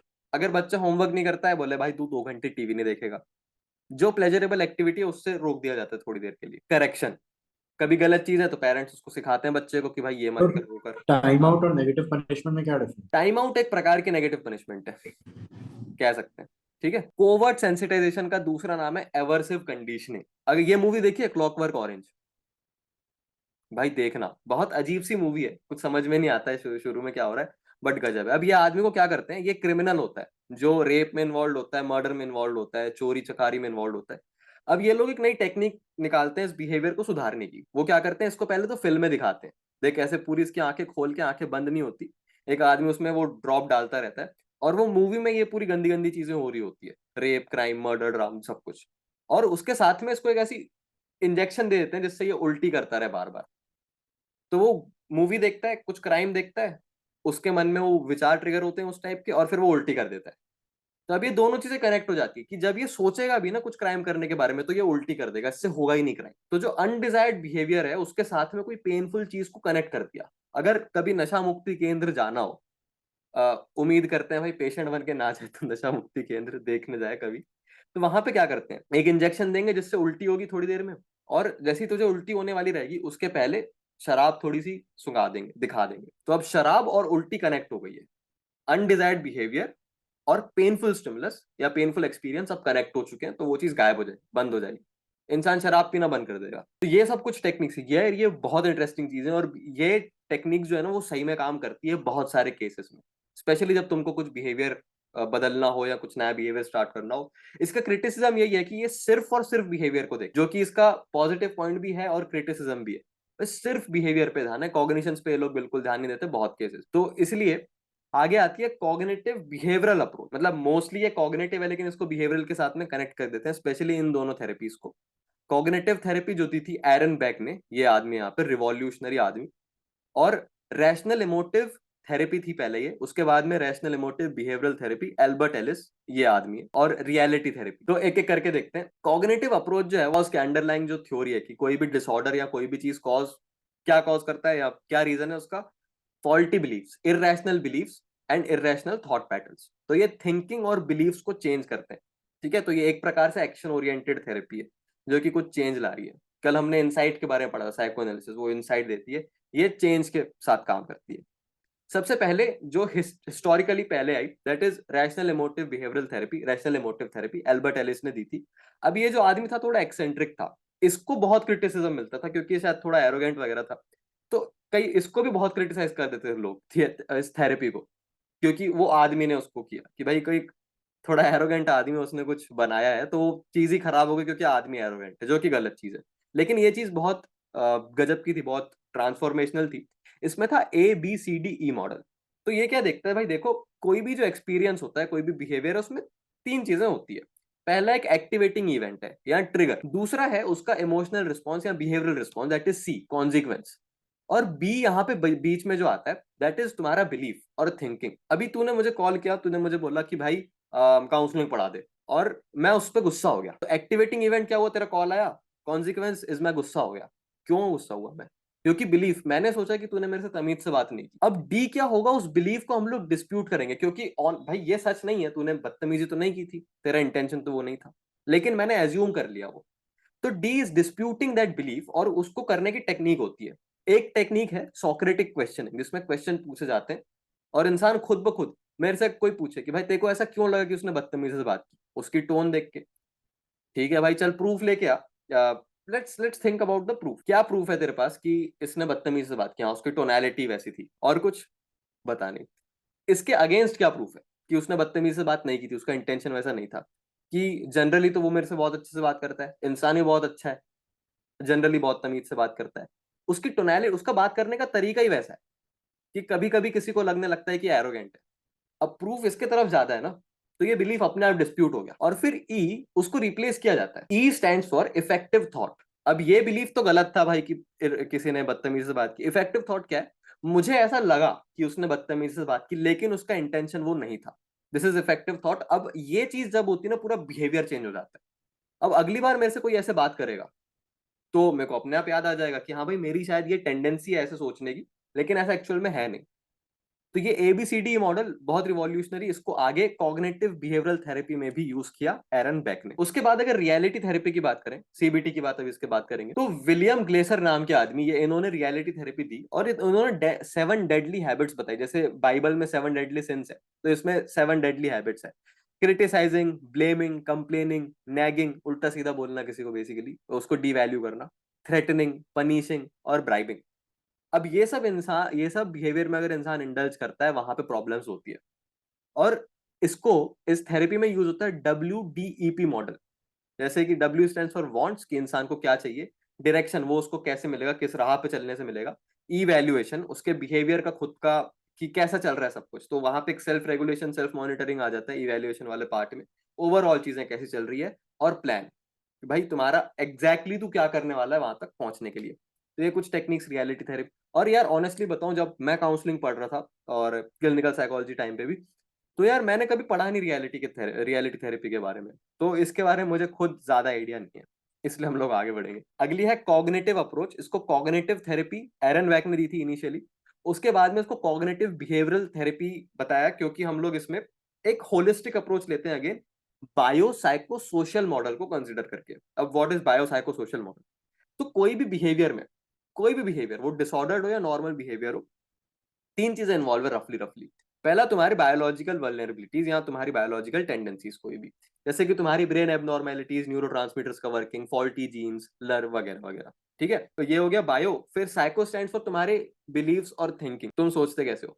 और सोशल, तुम किस एनवायरनमेंट में बड़े हुए हो, किस कॉन्टेक्स्ट में ये चीज, ये बिहेवियर हो रहा है। तुम्हारा कल्चर देखते हैं, एनवायरनमेंट देखते हैं, तुम वहां कैसे बड़े हुए हो और अभी करेंटली भी उस एनवायरनमेंट में क्या चल रहा है। तो ये तीनों चीजों को कंसिडर करके ये चीजें कॉग्निटिव बिहेवियरल थेरेपी काम करती है। पहले तुम्हारे बिलीव्स चेंज करती है, फॉल्टी बिलीव्स, बिहेवियर को भी चेंज करती है ये। इसलिए ये बहुत कड़क थेरेपी है, डिप्रेशन में बहुत ज्यादा काम आती है। मेनली शुरू ये बनी भी डिप्रेशन के लिए ही थी। तो यहाँ पे पूरा पॉइंट ये है, challenging the irrational thoughts and beliefs, और ये होती है सोक्रेटिक क्वेश्चनिंग से। अभी थोड़ी देर पहले हम लोग REBT में जैसे बात कर रहे थे, तो REBT में तो वो तरीका था ही था, उससे बहुत ज्यादा इंस्पायर्ड है ये, आधी से ज्यादा वहीं से ली गई है। इसमें बस थोड़े बहुत ही फर्क है कॉग्निटिव थेरेपी और REBT में, फाउंडेशन है उसमें थोड़ा बहुत बस फर्क है। ठीक है, उसकी भी बहुत ज्यादा डिटेल किताब में पढ़ने पे ही मिलेगी। एरन बेक ने दी थी, ये याद रख। एक केस स्टडी देख, ये तू करके देख, बनती है क्या। Poor Phil. Phil thought he could never catch a break. When he played basketball, he never scored. When he handed in essays for his English class, he inevitably made a C. He thought he could never ask women for dates because he was just mediocre as man and therefore not attractive. तो वो क्षितिज की video देखना शुरू कर देता है। He pictured himself as a loser with capital L and did not speak unless spoken to. As a cognitive therapist, how would you begin to help Phil? What would you say and do to help him become more functional and turn his life around for the better? सबसे पहले तो आ, अगर वो basketball में score नहीं करता तो क्या जरूरी है कि वो किसी और उस पे स्पोर्ट में स्कोर नहीं कर सकता।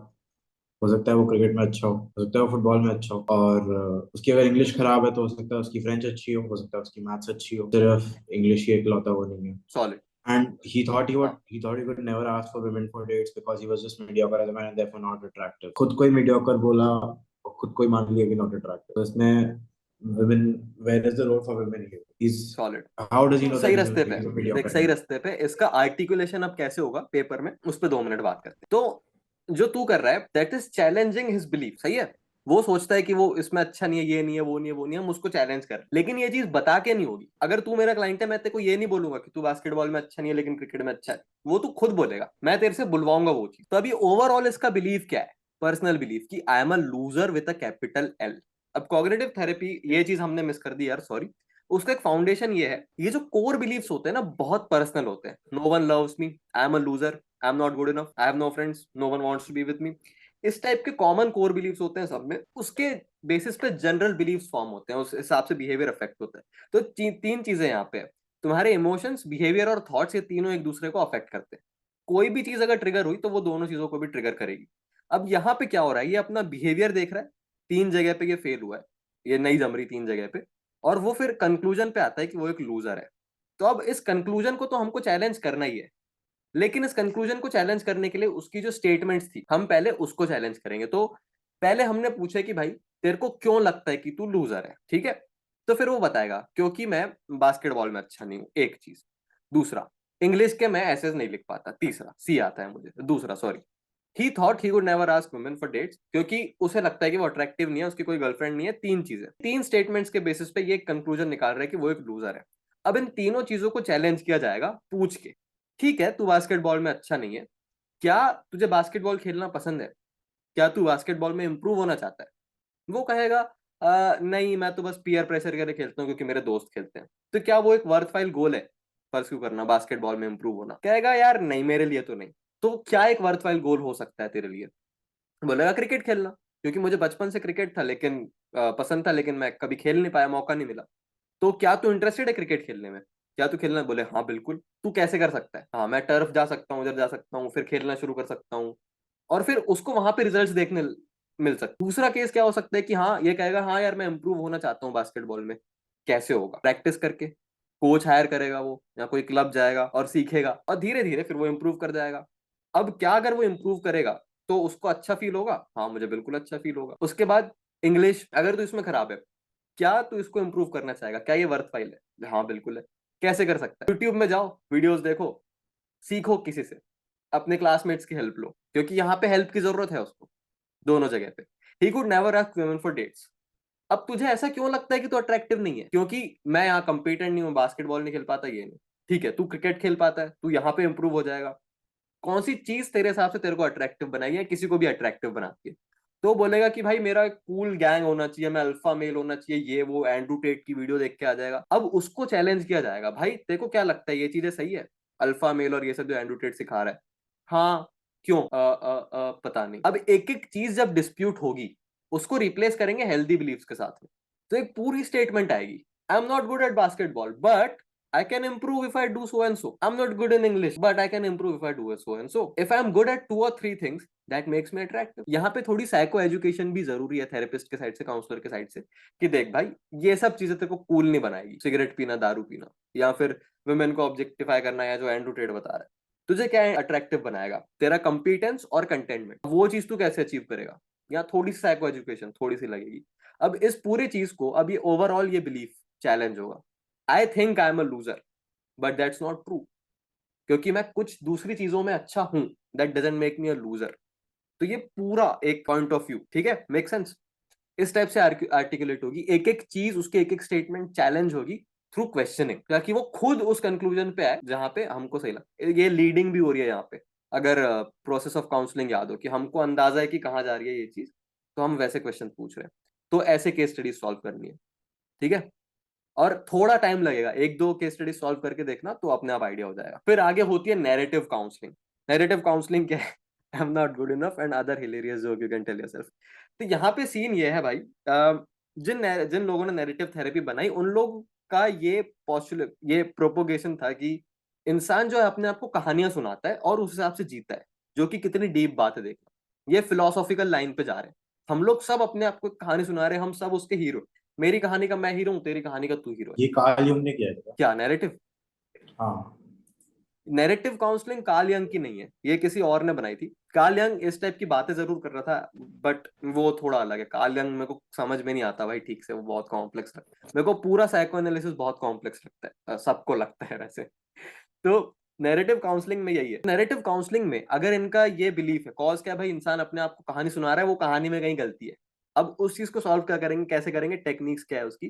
तो पहला, एक्सटर्नलाइजेशन ऑफ द प्रॉब्लम, कि इंसान को उसकी प्रॉब्लम से अलग करते, एक पॉइंट ऑफ व्यू बोले भाई, अपने आप को थर्ड पर्सन से देख।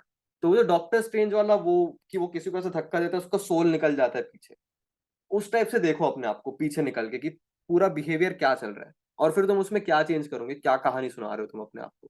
भाई ये इतनी सही टेक्निक है ना, हम लोग खुद, आप लोग अपने साथ कर सकते हैं। तुमको लगता है तुम्हारी जो भी प्रॉब्लम चल रही है जीवन में, उसको third person point of view से देखो, तुम सोचो तुम्हारा दोस्त अगर उस सिचुएशन में हो तो तुम उसको क्या एडवाइस दे, क्या सोचते, क्या बोलते? एक्सटर्नलाइजेशन ऑफ द प्रॉब्लम। फिर उसके बाद डिलेमास होते हैं। एक हाइंस डिलेमा है कि एक आदमी है हाइंस नाम का, उसकी बीवी को कैंसर है, वो हॉस्पिटल में भर्ती है, और वो एक दवाई की दुकान में जाता है, और वो दवाई वाला कहता है भाई मैं तेरे को $2000 में दूंगा ये टैबलेट, वेलकम टू अमेरिका। और हाइंस कहता है कि भाई नहीं, मेरे पास तो $1000 ही है, प्लीज यार मेरे को तू इसमें दे दे आधे दाम में, या फिर मैं तेरे को इंस्टॉलमेंट में पे कर दूंगा। दुकान वाला बोलता है नहीं, मेरे को $2000 अभी के अभी चाहिए भाई, नहीं तो मैं नहीं दे रहा तेरे को दवाई। हाइंस हर हर कुछ ट्राई कर लेता, हर चीज ट्राई कर लेता है, पैसे उधार मांगना, सब कुछ करना, वो पैसे नहीं जुटा पाता, उसके पास उसको मिलते ही नहीं 2000, सब कुछ ट्राई करने के बाद भी। तो वो क्या करता है, रात को जाके दवाई चुरा लेता है उसकी बीवी की जान बचाने की। अब क्या हाइंस ने सही किया, ये एक डिलेमा है, क्या उसने चोरी करके सही किया अपनी वाइफ को बचाने के लिए? अब इसके लोग अलग अलग जवाब देंगे। तो उसका जो फाइनल पॉइंट है, आंसर जो है कि हाँ या ना, वो इंपॉर्टेंट नहीं है। इंपॉर्टेंट है कि तुम अप्रोच कैसे करते हो उस क्वेश्चन को, उस डिलेमा को। तो नैरेटिव काउंसलिंग में बहुत सारे ऐसे डिलेमा दिए जाते हैं क्लाइंट्स को देखने के लिए कि वो अप्रोच कैसे करते हैं, फिर उसकी थिंकिंग उस हिसाब से जाती है, उस हिसाब से फिर वो और इम्प्रूव कर पाते हैं। और रीऑथरिंग, कि अपनी लाइफ की कहानी तुम फिर से लिखते हो अच्छे तरीके से। अभी जैसे हमने थर्ड पर्सन वाली बात की, उस टाइप से अच्छे से अपने आप को अब सही कहानी सुनाते हो। तो ये अप्रोचेस टू काउंसलिंग है। यहाँ पे एक और मॉड्यूल होता है, खत्म, लास्ट मॉड्यूल हम लोग अब देखेंगे, that is application of counselling, कि अब काउंसलिंग कैसे कैसे कहाँ कहाँ पे यूज होती है। अभी तक हम लोग इंडिविजुअल काउंसलिंग की बात कर रहे थे, एक एक आदमी जा रहा है। अगला है ग्रुप काउंसलिंग, क्योंकि भाई देखो, इंसान के अगर जीवन में प्रॉब्लम चल रही है, ऐसा नहीं है कि इंसान के जीवन में सब कुछ सही है, एक प्रॉब्लम है कि उसको एंजाइटी हो रही है, चांसेस बहुत ज्यादा है कि उसकी इंटरपर्सनल रिलेशनशिप खराब है, कुछ और बहुत सारे प्रॉब्लम्स उसके लाइफ में, और दूसरे लोग भी वहां पे इन्वॉल्व है, क्योंकि इंसान एक बहुत बड़ा सोशल एनिमल है, कभी अकेला नहीं रहता।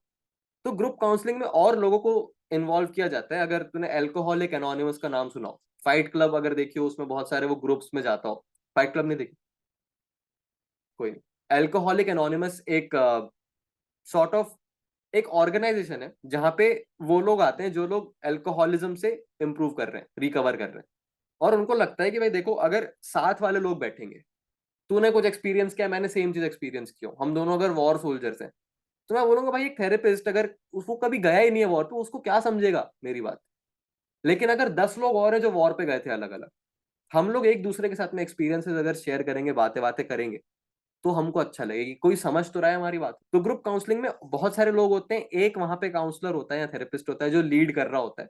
अब जरूर नहीं है उसने सेम चीज एक्सपीरियंस की हो तो अच्छी बात है, अगर नहीं की हो तो वो चीज वहां से और सीख सकता है, वो एटलीस्ट डिस्कशन को फैसिलिटेट कर सकता है। एक उसमें एग्जांपल है, अगर 10 लोग बैठे हैं ग्रुप में, तो एक आदमी को कुछ दे, जैसे पेन दे देंगे, बोलेंगे जिसके हाथ में पेन है वो बात करेगा। तो एक आदमी सब कुछ शेयर करता है सबके साथ, और फिर काउंसलर उससे क्वेश्चन पूछता है, बाकी लोग उससे क्वेश्चन पूछते हैं, एडवाइस कोई किसी को नहीं देता, वही क्वेश्चनिंग वहां पे चल रही है, लोग अपना एक्सपीरियंस शेयर कर रहे हैं। तो इसके भी अलग अलग प्रकार होते हैं, जैसे कि साइको एजुकेशनल ग्रुप्स, जिन लोग का काम है अवेयरनेस फैलाना, कि भाई ये साइकोलॉजिकल प्रॉब्लम्स होती है, ऐसी ऐसी बात होती है। इनका मोस्ट काम ये चेंज पे ध्यान नहीं देते, प्रॉब्लम सॉल्व करने पे इनका ज्यादा फोकस नहीं है, सिर्फ एजुकेशन पे बता रहे हैं क्या होता है। जैसे वॉर के सोल्जर्स जाके बता रहे हैं हाँ, पीटीएसडी ये होता है बहुत सारे लोग के साथ में बैठ के, and so on and so on. फिर काउंसलिंग ग्रुप्स, जैसे कि ये अल्कोहलिक एनोनिमस वगैरह वगैरह, जो सब चीजों से रिकवर कर रहे हैं। 12 स्टेप्स भी होती है अल्कोहलिक एनोनिमस में, जिसको फॉलो करके वो लोग रिकवर करते हैं। आखिरी स्टेप होती है एक और आदमी को लेके आओ, स्पॉन्सर करो। फिर साइकोथेरेपी ग्रुप्स, जहाँ पे जैसे सिजोफ्रेनिया के पेशेंट्स हैं, जिनके साथ में वर्क करना बहुत मुश्किल होता है, क्योंकि फॉर ऑब्वियस रीजंस, क्योंकि वो ठीक से बात नहीं कर पाते, और अरे बहुत कॉम्प्लिकेशन सिजोफ्रेनिया के साथ का, ओसीडी वगैरह। तो जितने भी मेंटल डिसऑर्डर्स की अगर हम लोग बात कर रहे हैं, उनको साथ में बिठा के हम लोग कभी काउंसलिंग उनकी करेंगे, दैट इज साइकोथेरेपी ग्रुप्स। और फिर टास्क वर्क ग्रुप्स, यहाँ पे यार बहुत सारे लोग हैं जो एक गोल अचीव करना चाहते हैं, सिमिलर टाइप का गोल, ठीक है। उसमें एक फैसिलिटेटर है जो सबके साथ सबकी हेल्प कर रहा है, कि भाई जो तुमको करना है वो तुम कैसे कर सकते हो, सब लोग एक दूसरे की भी हेल्प कर रहे हैं। अब ग्रुप काउंसलिंग के फायदे ये हैं कि यार लोगों को लगता है कि वो अकेले नहीं है, एक होप इंस्टिल होती है, सेम एक्सपीरियंस है, जब वो दूसरों के सुनते हैं तो उनको थोड़ा और लगता है कि भाई अपने आप पे भी वो और रिफ्लेक्ट कर पाते हैं। जैसे कि किसी का कोई पर्टिकुलर ऑपरेशन हुआ है, उसको बहुत दर्द हो रहा है, वो दूसरे इंसान का सुनता है कि भाई उसका तो पूरा शरीर जल गया था, और फिर जब बैंडेजेस निकाल रहे थे तो उसको कितना दर्द होता था। तो ये इंसान सोच रहा है भाई, ये मतलब ये इतने ज्यादा दर्द से गुजरा है, दूसरे के लिए जब एम्पैथी आती है, खुद पे हम लोग रिफ्लेक्ट करते हैं, भाई मेरा दर्द तो शायद इतना बड़ा है ही नहीं। सब अपने अपने एक्सपीरियंस शेयर करके ये चीज होती है। और इसका एक क्रिटिसिज्म ये है कि भाई ये इंसान को जबरदस्ती वल्नरेबल करते हैं सबके साथ, इंसान शेयर करना चाह रहा हो या नहीं करना चाह रहा हो सबके सामने चीजें। तो ये चीज वहां पे एक क्रिटिसिज्म आता है ग्रुप काउंसलिंग का। एक किताब में और लिखा हुआ है, तो you can read about it. यहाँ पे हम लोग इस लेक्चर को समाप्त करते हैं। अभी तक कोई क्वेश्चंस?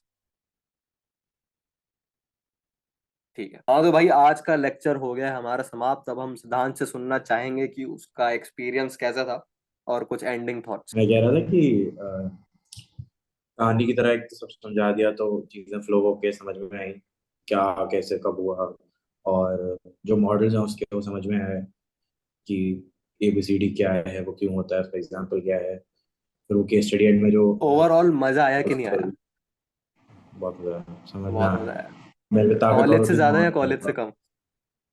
भाई कॉलेज में ध्यान दिया होता तो पता चलता ना। ओवरऑल मजे आ रहे हैं भाई को। तो क्या आप हमारा चैनल लोगों को रिकमेंड करेंगे? बिल्कुल नहीं, कभी सब्सक्राइब मत करना, गलती से भी मत करना। ठीक है बिल्कुल ठीक नहीं है, हो बस जाए। बस। बिल्कुल नॉलेज। सब्सक्राइब मत करना, बिल्कुल कमेंट मत करना, लाइक तो कतई ही मत करना। और रिवर्स अपने दोस्तों को साइकोलॉजी। गलती से भेज अपने दोस्तों को गलती से भेज मत देना। टॉप तो मेरा मैं सॉलिड ना पिछला। सॉलिड। तो जनता, यहाँ पे हम करेंगे इस लेक्चर को समाप्त और इसी के साथ हम विदा लेते हैं। मिलेंगे अगले वीडियो में, तब तक के लिए ध्यान रखें, मेहनत करें और